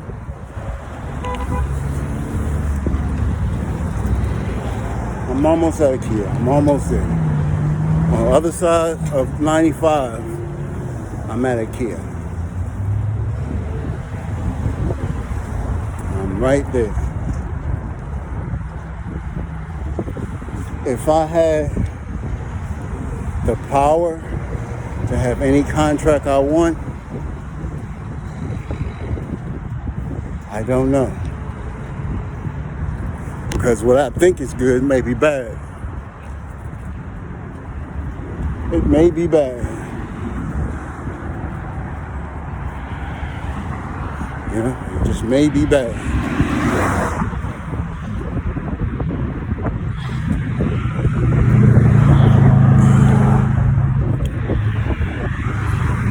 Welcome to Prince George County in the city of College Park. Do you know, when I was in Jersey, Len Bias was the best prospect to ever come out of college at one time? They was predicting him to be better than Jordan. He went to Maryland. Steve Francis went to Maryland. You had some good players come out of Maryland. I know this had to be off the meter when Len Bias was here. You know, he took an overdose. Maybe he couldn't stand the fame. He couldn't walk down the street without people running to him. You know what I'm saying? You gotta learn how to deal with this fame.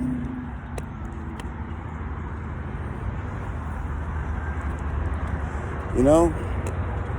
But he was projected to be the best player ever to come out of college.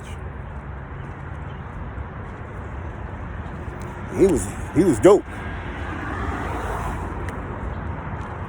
But we never got a chance to see him in the NBA. Never got a chance to see him.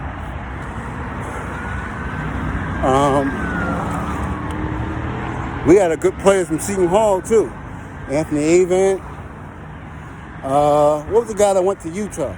I don't know, did he die? He was a center. He was 7 foot. That's when Seton Hall went to the Final Four. I think something happened. I think he did. Either he died, he committed suicide, or something.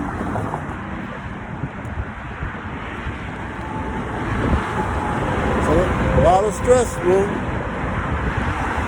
Yeah, it's a lot of stress, brother. you never had attention, and all of a sudden, here you are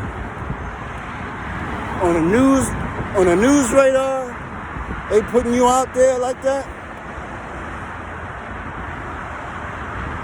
Your downfall can be detrimental.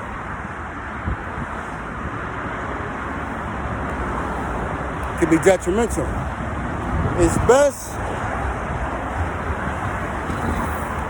It's best to give your kids glory.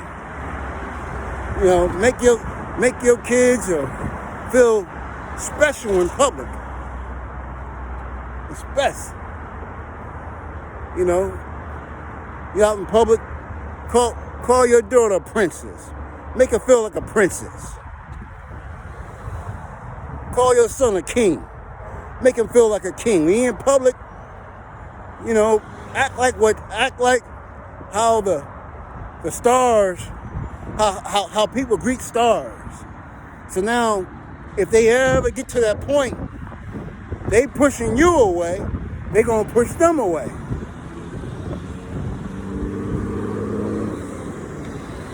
You know? Prepare your kids for fame. Don't let your kids be lost.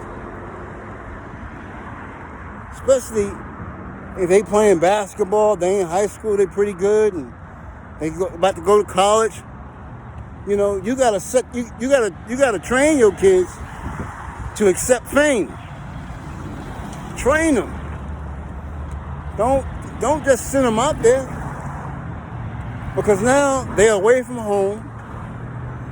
They have money, they have girls, they have all these stuff around them. You got to teach these kids.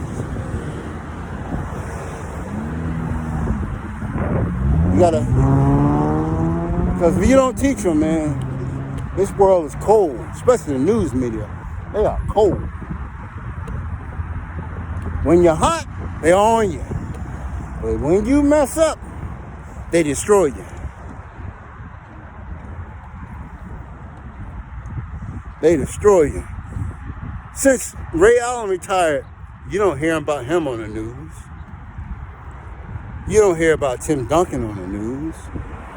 You don't hear about David Robinson on the news. Something to think about, ain't it? Because you don't hear about them. They might be doing great.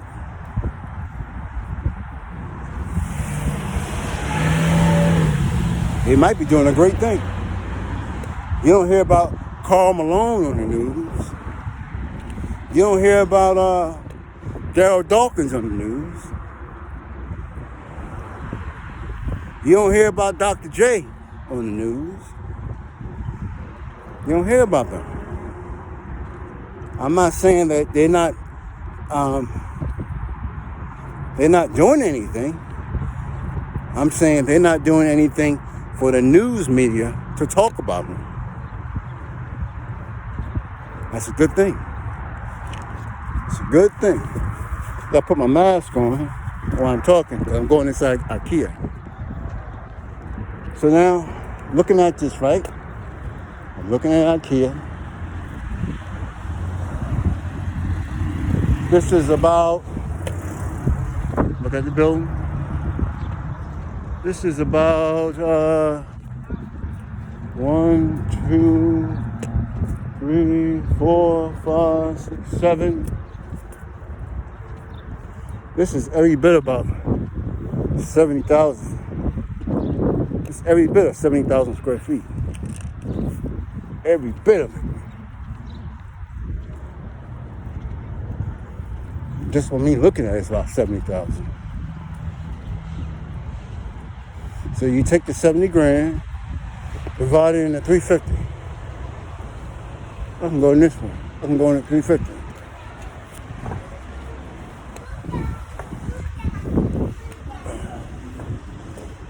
Divide that in 350.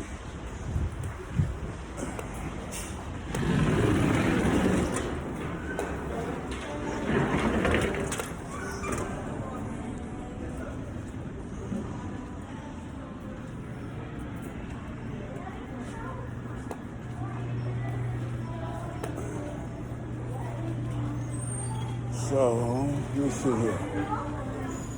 If I had to get a contract here, yeah, it's every bit of 70 grand. Easily. You hear me? It's 70 grand warehouse. Easily. Easily.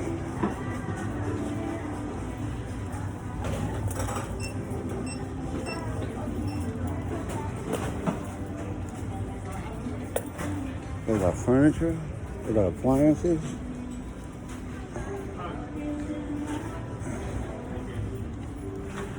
So, I would say, let's look at the furniture first. As is. See? As is. You even got appliances. So, it's a big warehouse.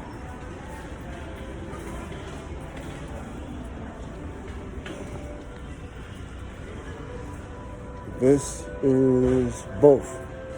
It's flatbed and driving. It's flatbed and driving.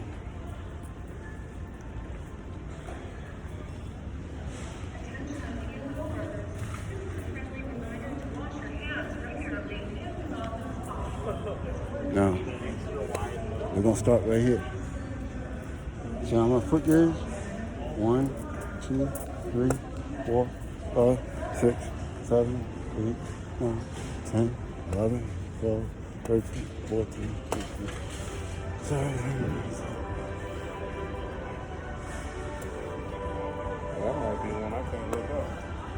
29, 30, 31, 32, 33, 34, 35, 36, 37, 40, 42, 43, 44, 46, 47, 48, 51, 52, 53, 54, 56, 57, 58, 59, 60, 61, 62, 63, 65, 66, 67, 68, 69, 70, 71, 72, 73, 74, 75, 76, 77, 78. So it's like, it's about 80 times 3, 240. And you got this area over here. Furniture.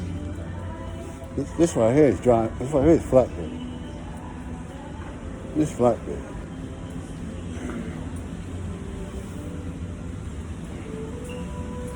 $240. $240 by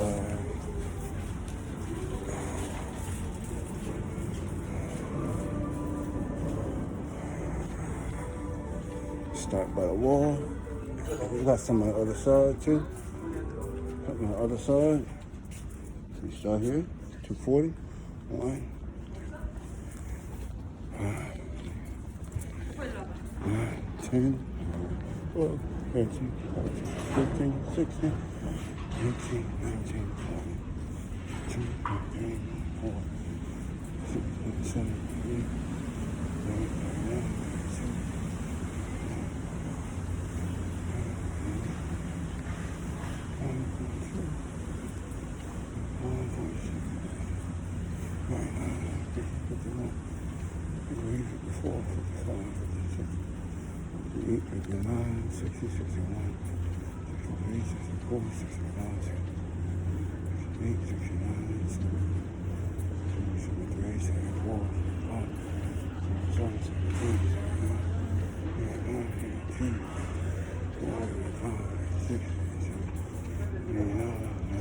Ninety-two, 93, 94, 95, 96, 97, 98. Let's go down to 98.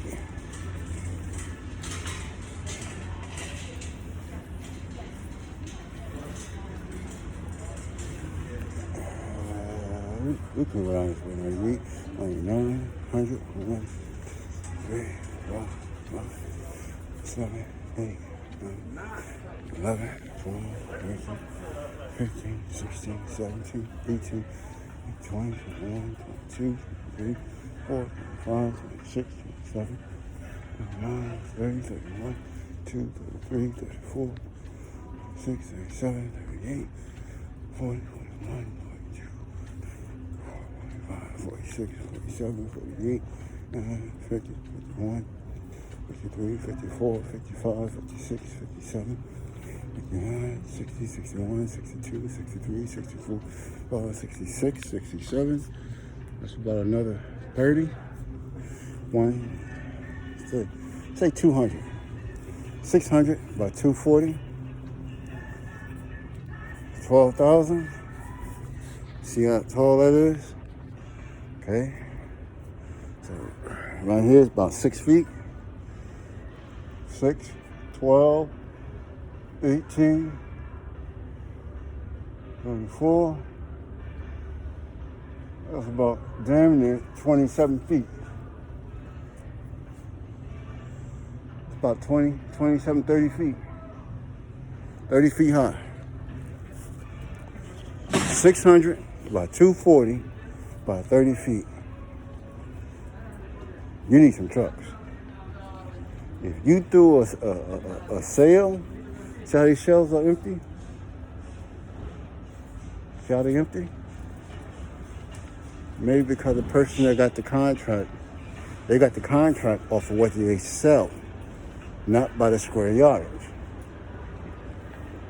See, if this is like my warehouse, right? You have an apartment. Let me show you. See this right here? See this apartment? See this right here, right? I guess this is what's down here. You're supposed to have,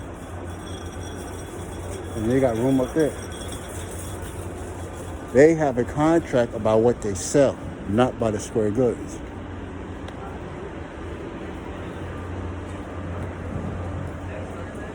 When I worked at Home Depot,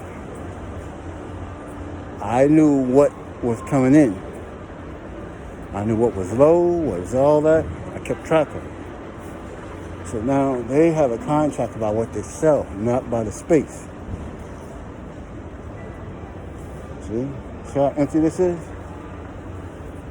This is money. You see what I'm saying? This is money. This is money.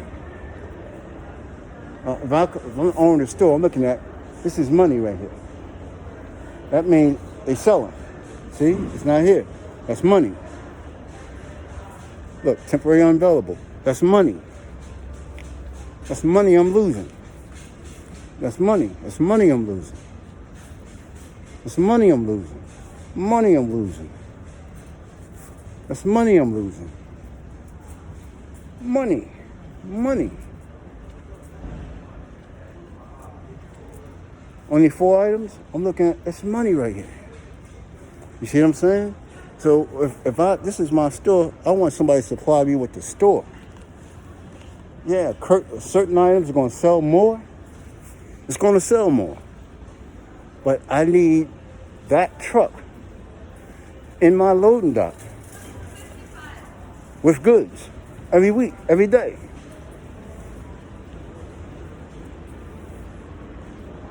My computer. See the computers over there? You should have software that's generating. You're already generating what you need to the front office. So let's see. Where's the front office?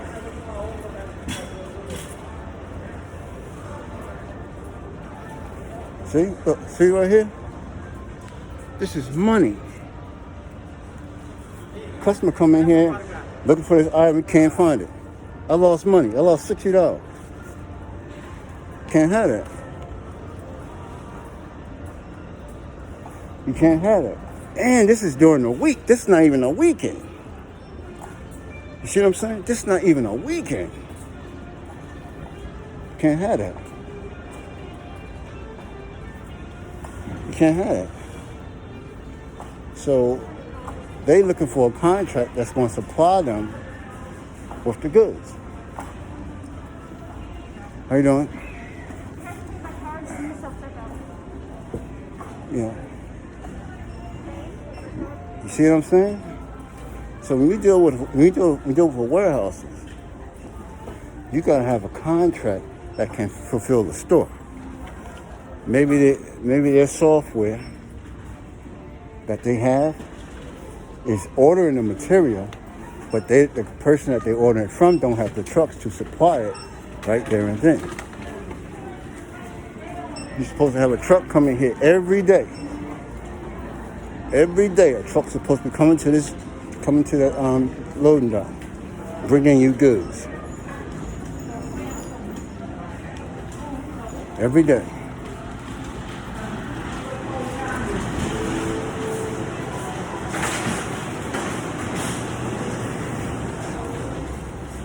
Now, you understand? You see the items that was missing? The items is missing. That's money IKEA is losing. That's money.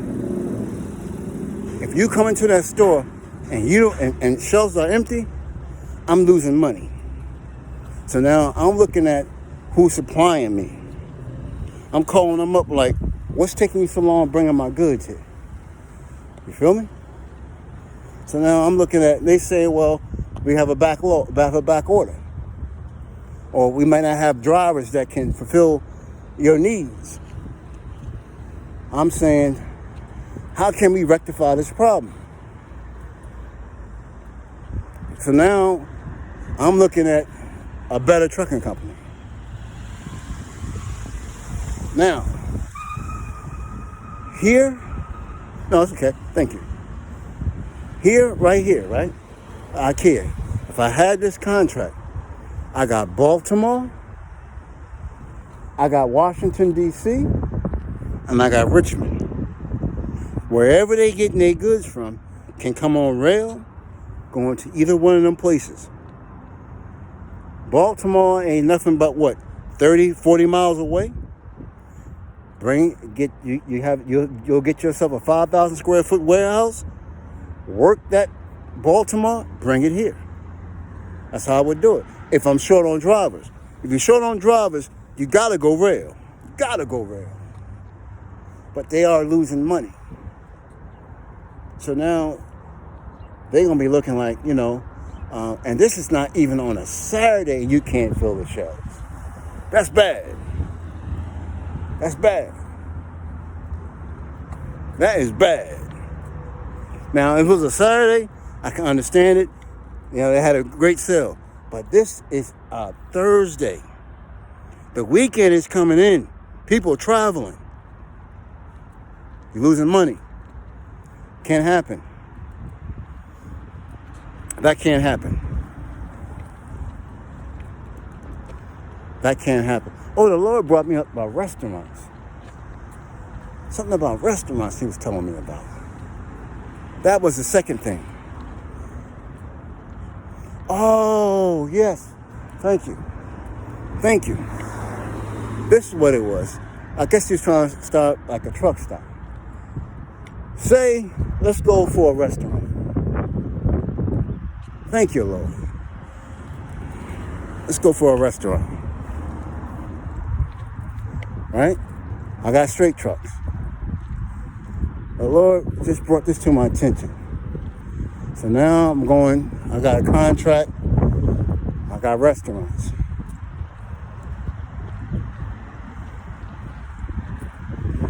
Right? I think the square yardage, cubic feet in Prince George County, this cubic feet is like $5.50,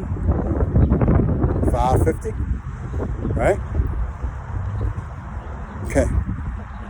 So it's $550. A straight truck from the ground up to the floor of the straight truck is about 42, 44 inches to fit in the loading dock. Right? It's about 42 inches. 42 inches, that's like a foot and a half.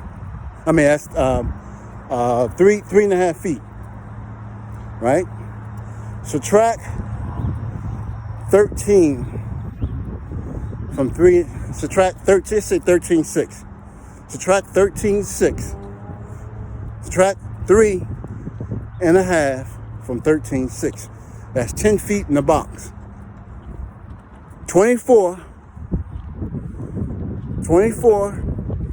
times length times 8. 24 times 8. What is that? 25 times 8 is 200. 200 subtracted from 8 is 192. 192 times 10 is 192 times 10. That's 192, 1,092. Right? 1,092 subtracted by, divided by 27 cubic feet. 1,092 subtracted from 27. 27, 3, it's like 30. It's like 36 in the roughly, it's in the 30s. 30 cubic feet, right? The Lord just brought this to me, so I'm doing the math. It's 30 cubic feet. So I got 30 cubic feet of a refrigerated cube truck, of a straight truck. I'm gonna do Buffalo Wild Wings. Now, I'm an owner of the restaurant, right? Now, owner of the restaurant, I got a name brand in Prince George County. I got a strong name in Prince George County. So, I got 30 cubic yard straight truck. I might as well go to no, I'm gonna go back to Subway. I don't know what I'm gonna do yet. We'll see. See, I'm starting here. My feet here. 1, 2, 3, 4, 5, 6, 7, 8, 9, 10, 11, 12, 13, 14, 15, 17, 18, 19, 20, 21, 22, 23, 24, 25, 26. So let's figure 25. 25 times 3 is 75. Right? Hold on. 75.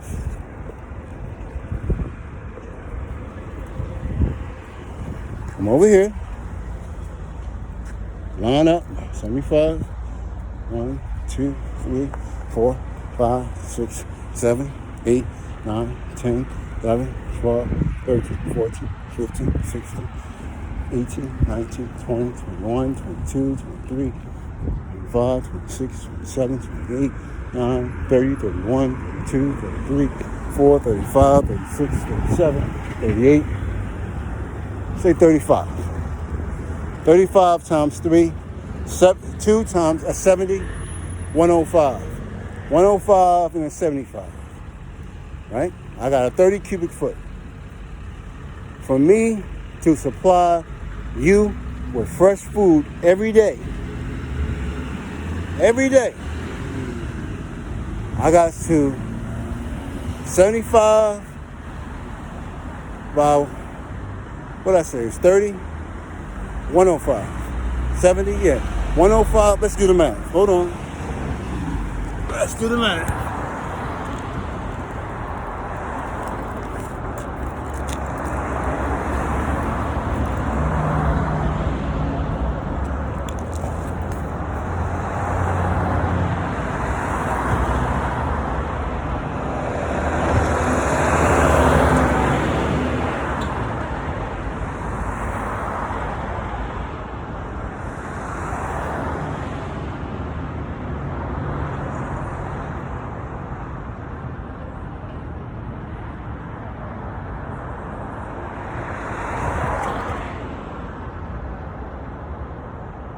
I got 1,575 feet. Divide that by 27.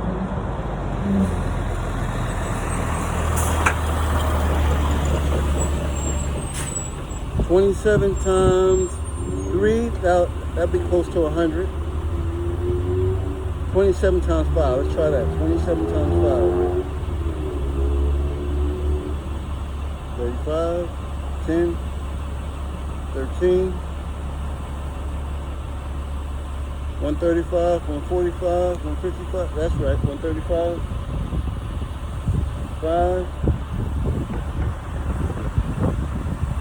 2, 2, 5. 27 goes with 225, about 8.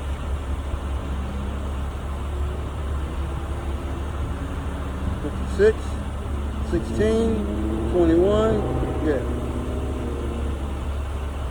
It's 58 cubic yards. Right? For me supply him with a straight truck, he need 2 straight trucks a day to have fresh food. Prince George County is 500 and something square miles. Square mile. He need 2 straight trucks or a trailer load to come in here every day to give him fresh food.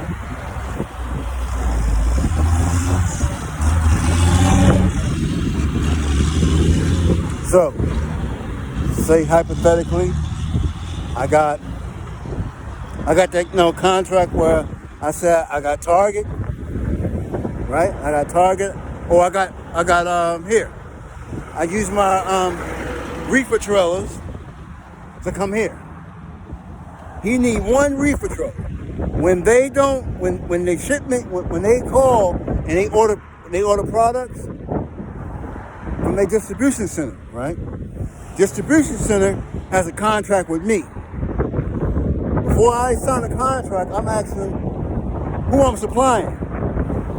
Who is my account? My account is IKEA. Right? So I said, okay. So what I'm doing is getting in my car. I'm going to IKEA. I want to see how big it is. So every time they order something, right? Their computer should be self-ordering. If they have a good software, when they down to like 5, when you go online and you go to IKEA saying you're looking for a table, when it's under 5, it says it doesn't have any. When you go online, but they got 5 inside the store. It's letting the store know you need more, but you got some in the store. That's for the people that come into the store. You understand? Person that's shopping in the store, people that's inside the store right now can buy 5. But you online looking for this product, it's not there. It's not there. But it's 5 inside the store. Their software is ordering more material. So now, when they order in more material, they call me. I already got a truck scheduled to come here every day. When that truck back up to that loading dock, either they going to put something on it for to come here, or they going to say, well, they didn't order nothing today. Okay? So my dispatcher going to send that truck here to Wild Wings. He needs one load. He got to have a load a day. That's my secondary contract. That's not a big contract.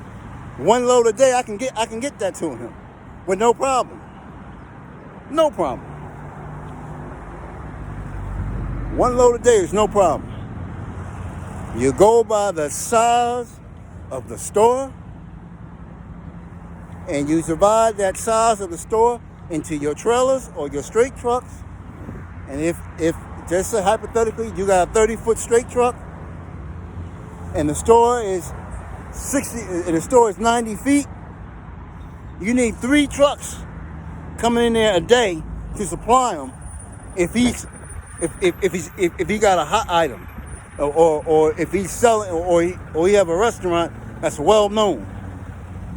You got to get 3 trucks to him a day for him to have a credible name in the restaurant business.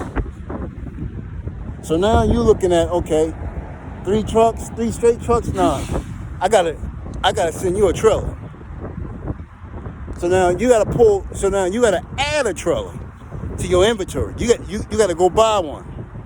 And on your straight trucks, you're looking to hook up to a double. You're looking to get a double. You know, to go into IKEA, you can do that. You can have a double going to IKEA, especially that demountable trailers, easily. Have a straight truck come in here, and he's pulling a trailer behind it. See what I'm saying? That'll free one of your drivers. But don't never get a contract off of what they sell. Because once they sell a product on a Black Friday or a sale, you're hung out dry. He losing money. When he losing money, he looking for another contract. If he says that I just need 2 trucks, I just need 2 trucks. Okay. You say, okay, I'll give you 2, but you go beyond him and look at the size of the store. And you have that many trucks, thank you. And you have that many trucks on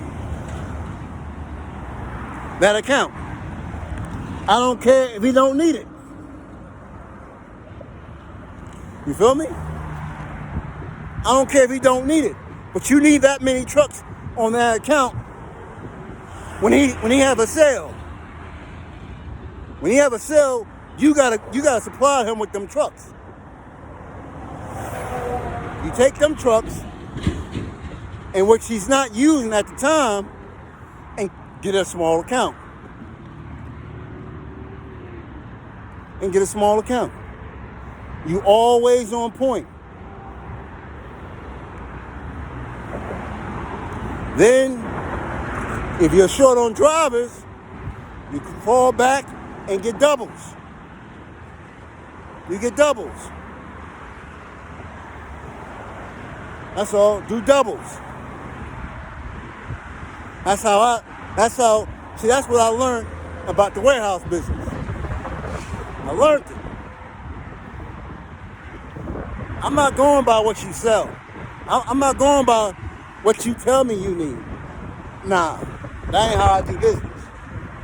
I know exactly what you need. I know how many trucks you need a day. You can't sell no more than what you have in stock. Space. Only way you gonna sell more than that, you gotta get to a bigger store. Now, Home Depot will have a trailer parked outside using that for warehouse space. I can't do that. I can't do that. I can't have my trailer sitting there with your products that you waiting to sell. You need to go buy yourself sea containers and put them outside your property and take them goods, put in sea containers, and let my trailer come back. You feel me? That's how you do third-party logistics. So, I showed you IKEA. Now, do you want to see Home Depot?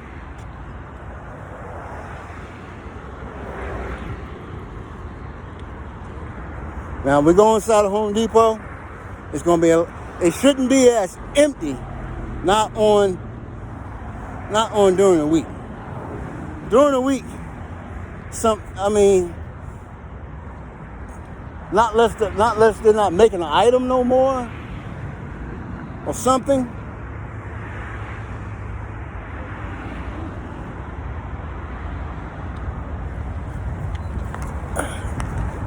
let's say not making an item no more, but in a store manager, he's supposed to walk in that store, right? When he first come in, he walk in the store, he's seeing empty shelves. He's saying to himself, I lost money. I'm losing money. Because when a customer comes inside my store and see that this is not here, he's going to take his business elsewhere. I don't want him to go elsewhere. Fill my shelves. So I'm calling the distribution center. What's going on? Why don't I have, or before I go call distribution center, I'm calling the department manager. Why is your shelves not full? So now I'm going on the computer. I get the SKU number. I'm looking at the SKU number and I'm looking inside the store of where this item is. If the item is in the store and that stock and that shelf is not packed, I'm jumping on the store manager. You losing me money. If that item in the store, put it on the shelf. You understand? It's something different if it's not in the store. But if it's in the store, not going to computer, it's in the store, I never want to come to that store. And I got an X amount of things and that shelf is empty. Why I'm paying workers for? I'm not paying you just to come here just to sit around. I'm paying you to stock their shelves. Fill them shelves. Because now I'm calling, just say I have a Home Depot store. I'm calling Atlanta and I'm saying to Atlanta, we need a better system. They might say, well, you don't sell enough products for me to change the system. You're not the top selling store in your region. I'm saying I'm not the top selling store because my shelves are empty. If you fill my shelves up, I would be the top selling store. So what are we going to do about my shelves? I'm talking to them just like that. I'm a manager. You don't know what's going on in my store. I'm telling you, we are losing money. We, not me, we. I need my shelves full. So something ain't right. Let's talk to the distribution center of who they got sending me, supplying me free. They are supplying me free on stuff that we sell, and that's incorrect. Because I don't have the product to sell, and that's why they have X amount of trucks on my store. I need, this store right here is 20,000 square feet. 2 trucks ain't gonna supply no 20,000 square feet. Don't go by what I sell because I'm short. I'm short. Do you understand? I'm short. I'm losing money. I'm a manager. I make a percentage of this profit. Fill my shelves. You are the owner of this corporation. You're losing money. Fill my shelves.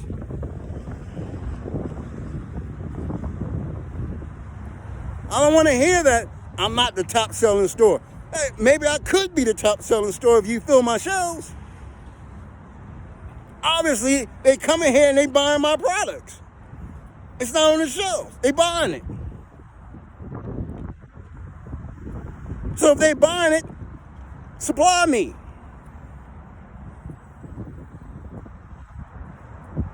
I don't want to come to my store and see empty shelves.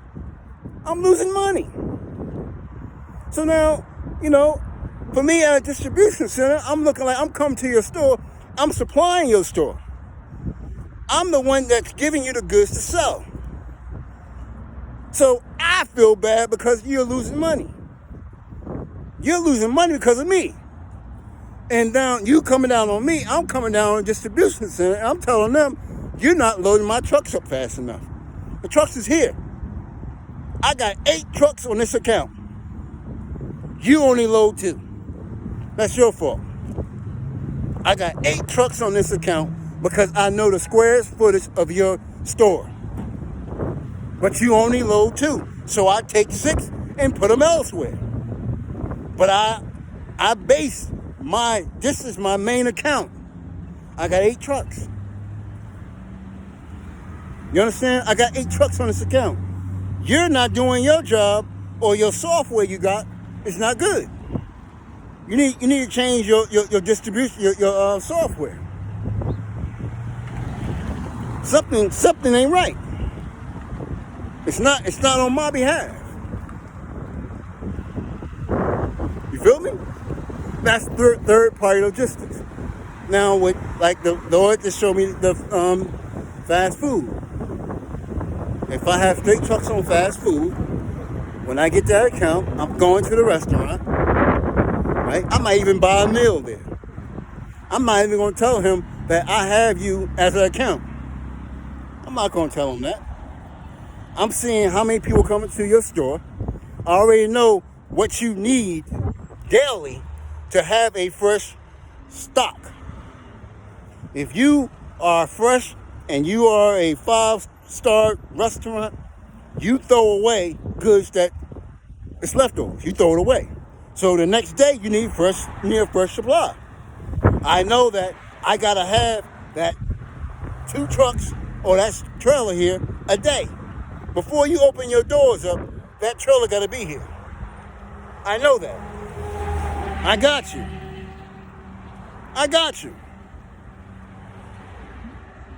But I can't make them load me. All I can do is supply you with the cubic space of room to get it here. That's all I can do.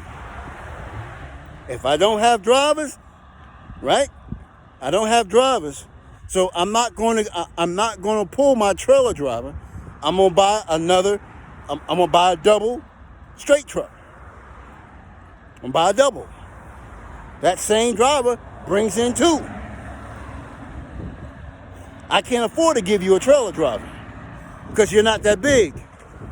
You're not my main account. I can't pull you from my main account.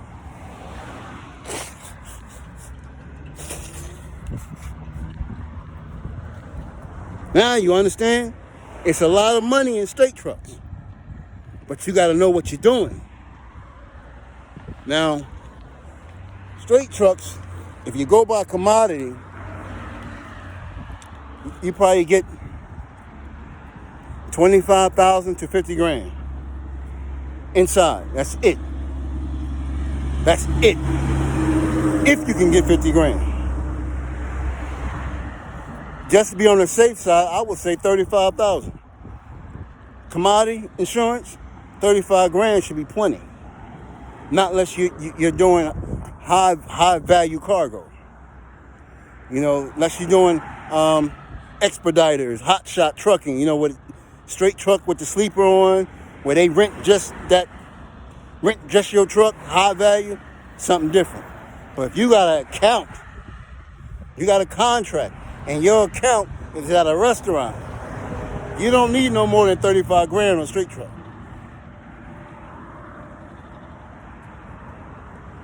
35 grand worth of food is a lot.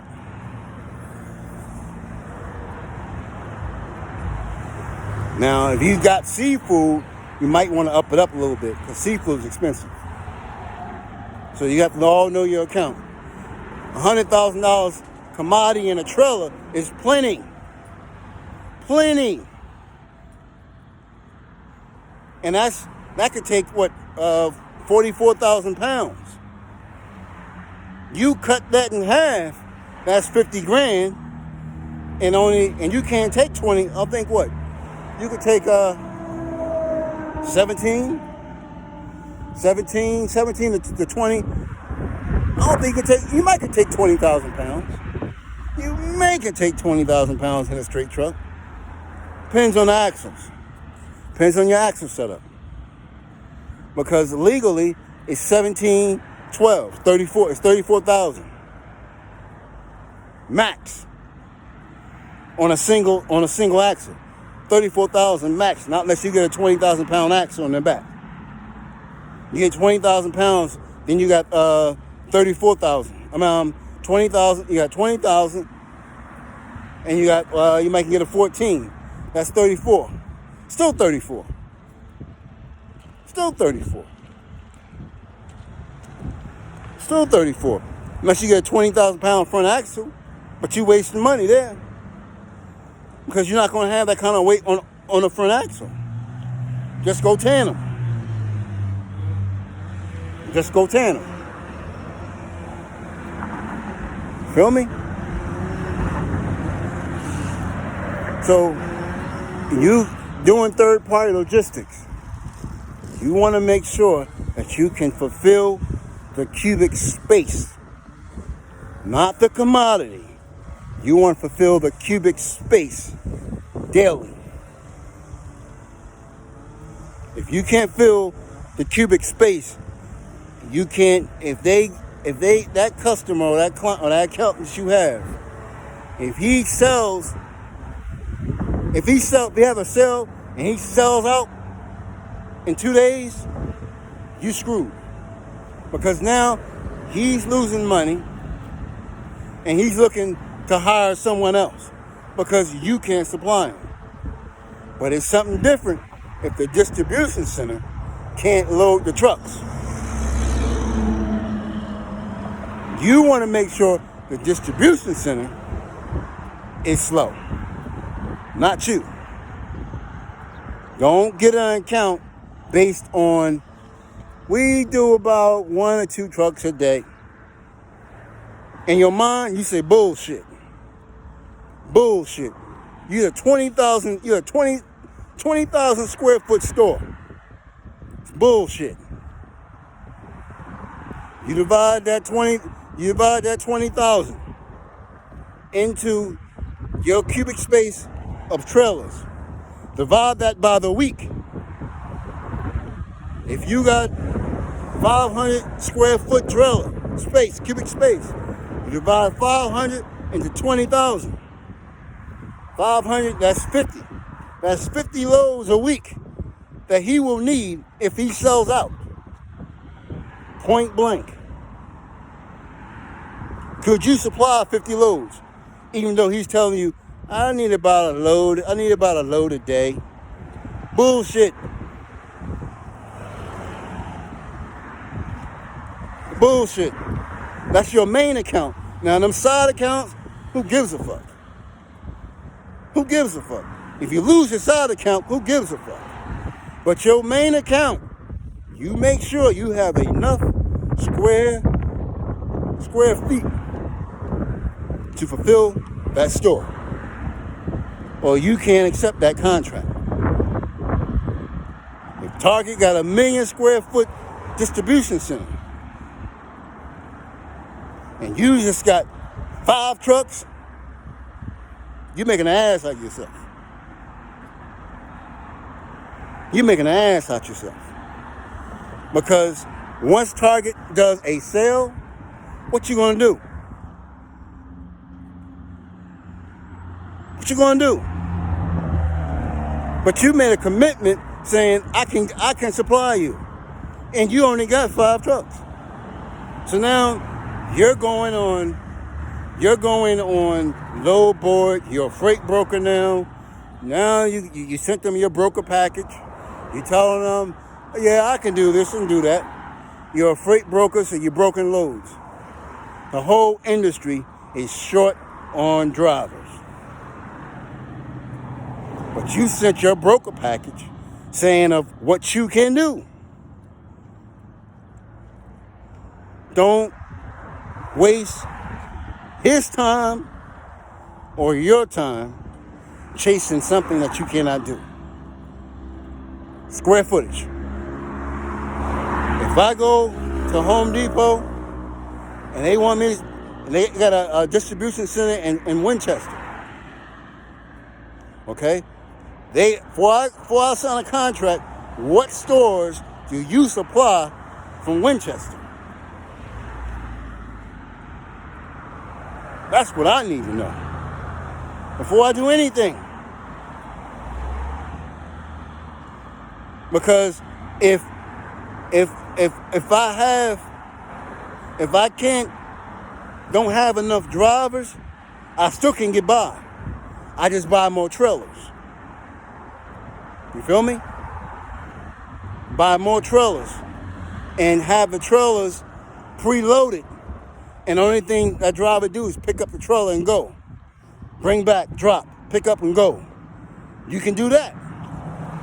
But you gotta have the equipment, the cubic space of the equipment to get a contract. Now you see why I got so many trailers under me. Anything that I have on my broker package, I got a trailer for. I'm basing everything off me. Me. I know my cubic space, and I will say, well, I can't supply that so and so, but I can give you this a week. I can give you this a month. If you want something bigger than that, then I suggest that you break it up. You know, break it up to different companies. Allow other contractors sub out. Because we have shorter drivers. You have a lot of women drivers, owner operators. They may have or may not have their own authority. I suggest that you make yourself commercialized to them. Because I'm coming to you of what I can do. I got more trailers than I do tractors. I got more trailers than I do drivers.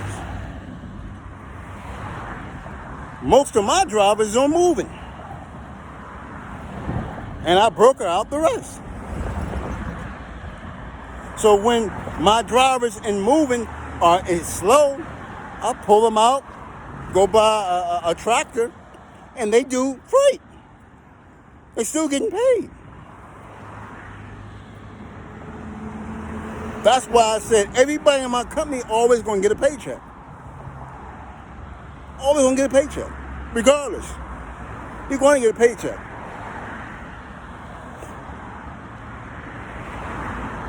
But I'm not going to go to no Walmart, no Amazon and say, look, you got a 4 million square foot distribution center.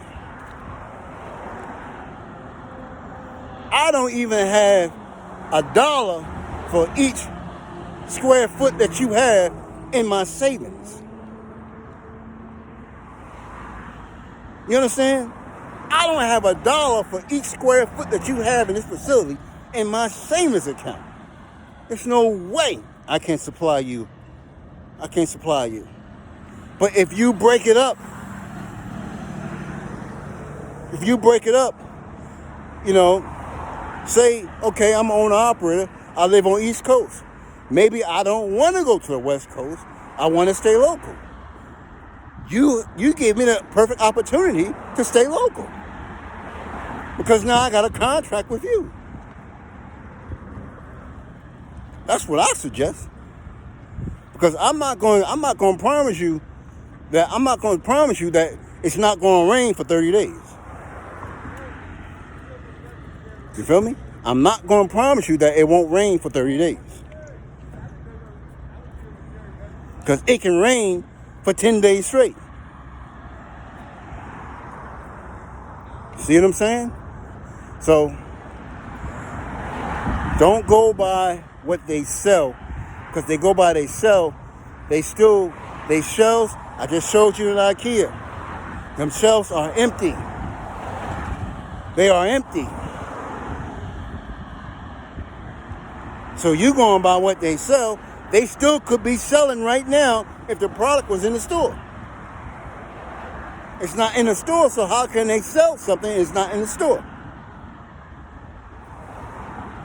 You see? You have to go beyond what they say. Because person in the warehouse, they might know the warehouse, everything in the warehouse, but they don't know the third-party logistics. They don't know the business. They don't know the business. Everybody that drive a track and trailer don't know the business. Remember that. They don't know the business. They don't know the warehouse, how the warehouse works. They might know how to drive a truck, go to the loading dock, but they don't know what goes on with the computer. They don't know what goes on, how the computer ordered the products. They don't know that you have to do a inventory in your department. They don't know that. They don't know that if you don't put that item, if you don't have a inventory software inventory management software for your store or your warehouse, you're lost. Because once something comes in that warehouse, it can be anywhere. But your computer says you have it. And you steady gonna order more. You're gonna keep ordering more, and you got a whole other department full of it. You got to be on point. Just because you drive a truck doesn't mean that you're ready to start the business. You better know what you're doing when you want to go get a contract. You got to know why you wait in the loading dock to get loaded. You got to understand why the forklift driver he might be in the warehouse, but don't come see you. You got to understand why. You got to understand why sometimes they say, well, I can't find the paperwork. It's not the paperwork they can't find. They can't find the shipment. Because somebody might have pulled the shipment out, put it in front, then another person on another shift put it somewhere else and didn't put it in software. When I was in the warehouse, I looked at the next 5 days. I put what's going out the next day in front, what's going out the day after that, behind it, and so and so. I had to rearrange every aisle. So when I come in the morning time, I knew what was going out. Excuse me.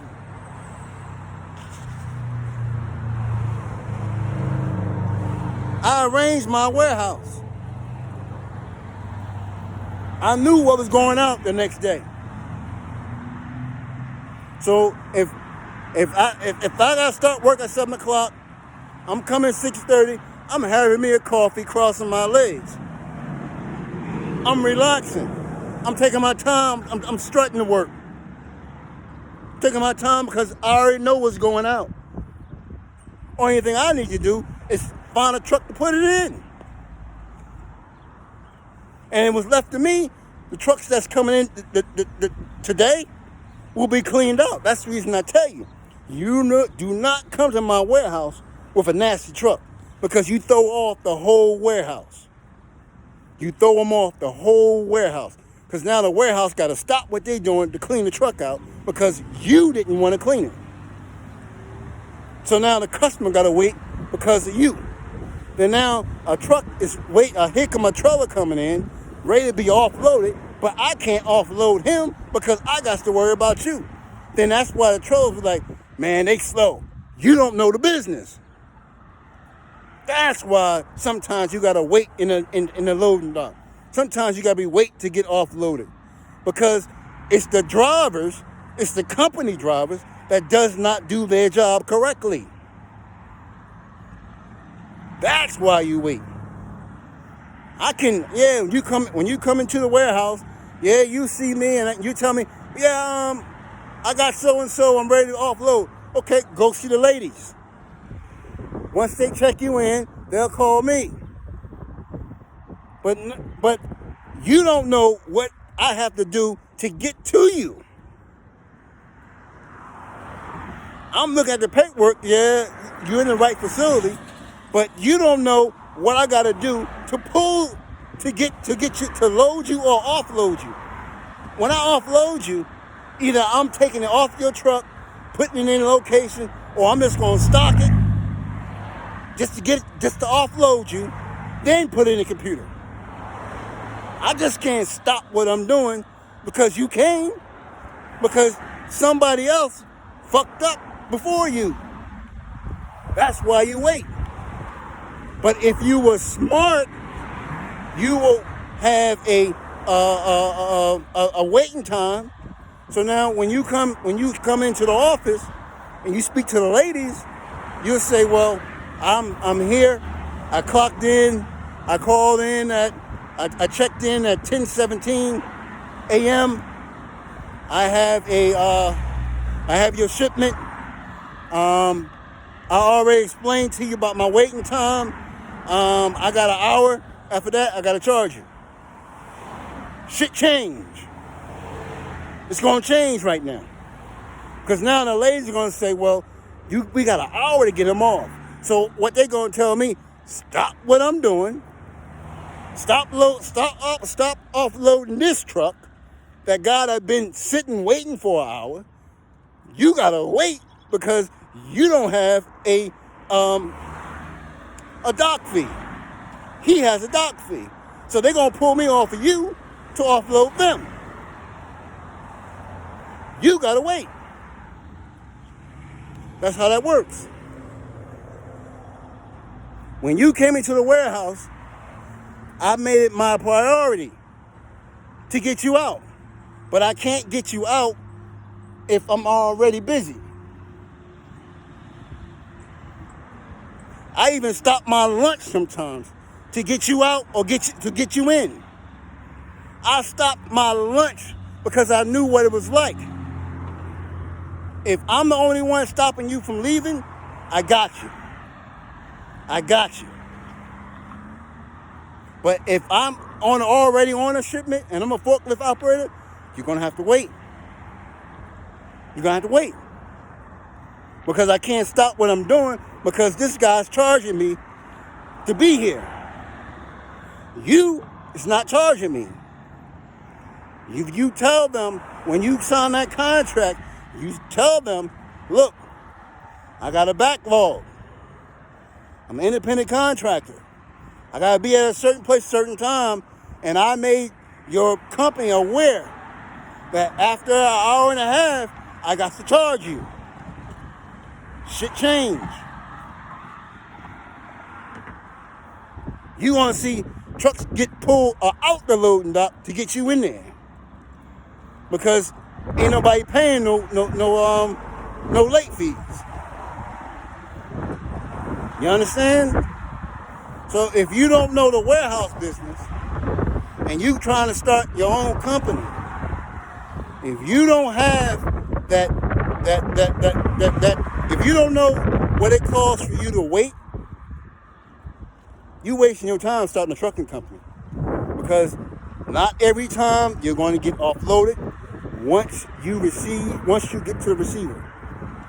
I'm telling you right now, as a forklift operator, they is not going to stop me from doing what I'm doing just to offload you if you're not a priority.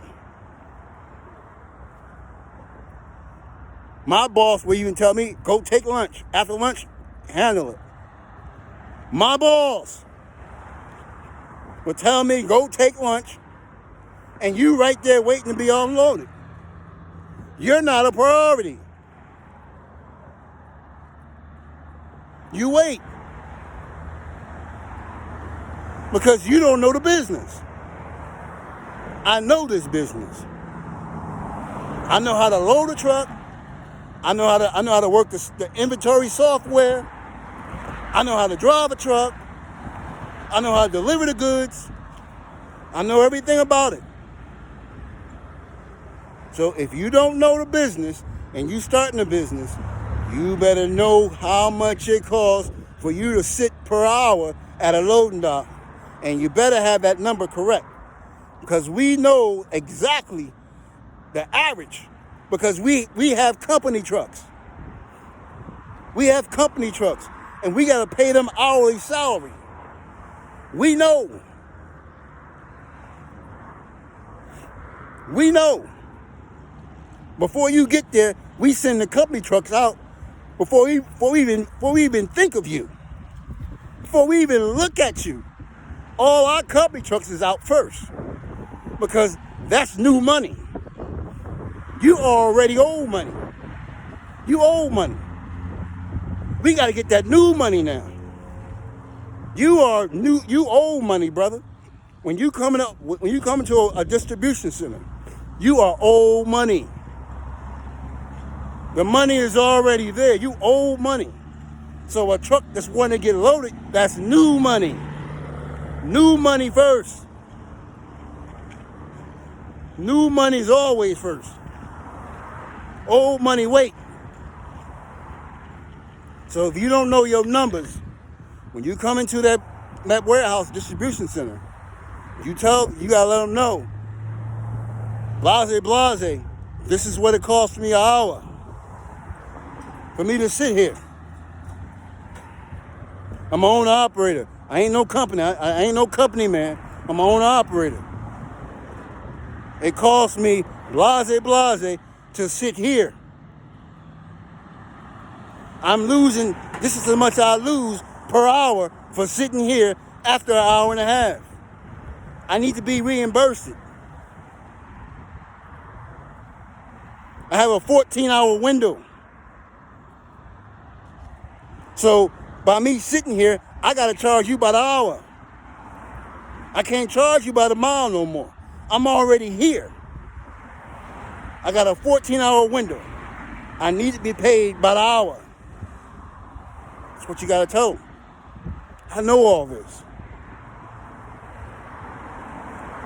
Best believe, when I get to the warehouse, I'm tell them, look, man, I have a 14-hour window. My clock started at 7 o'clock in the morning. Here it is. It's 2 o'clock in the evening. At 9 o'clock, my hour stopped.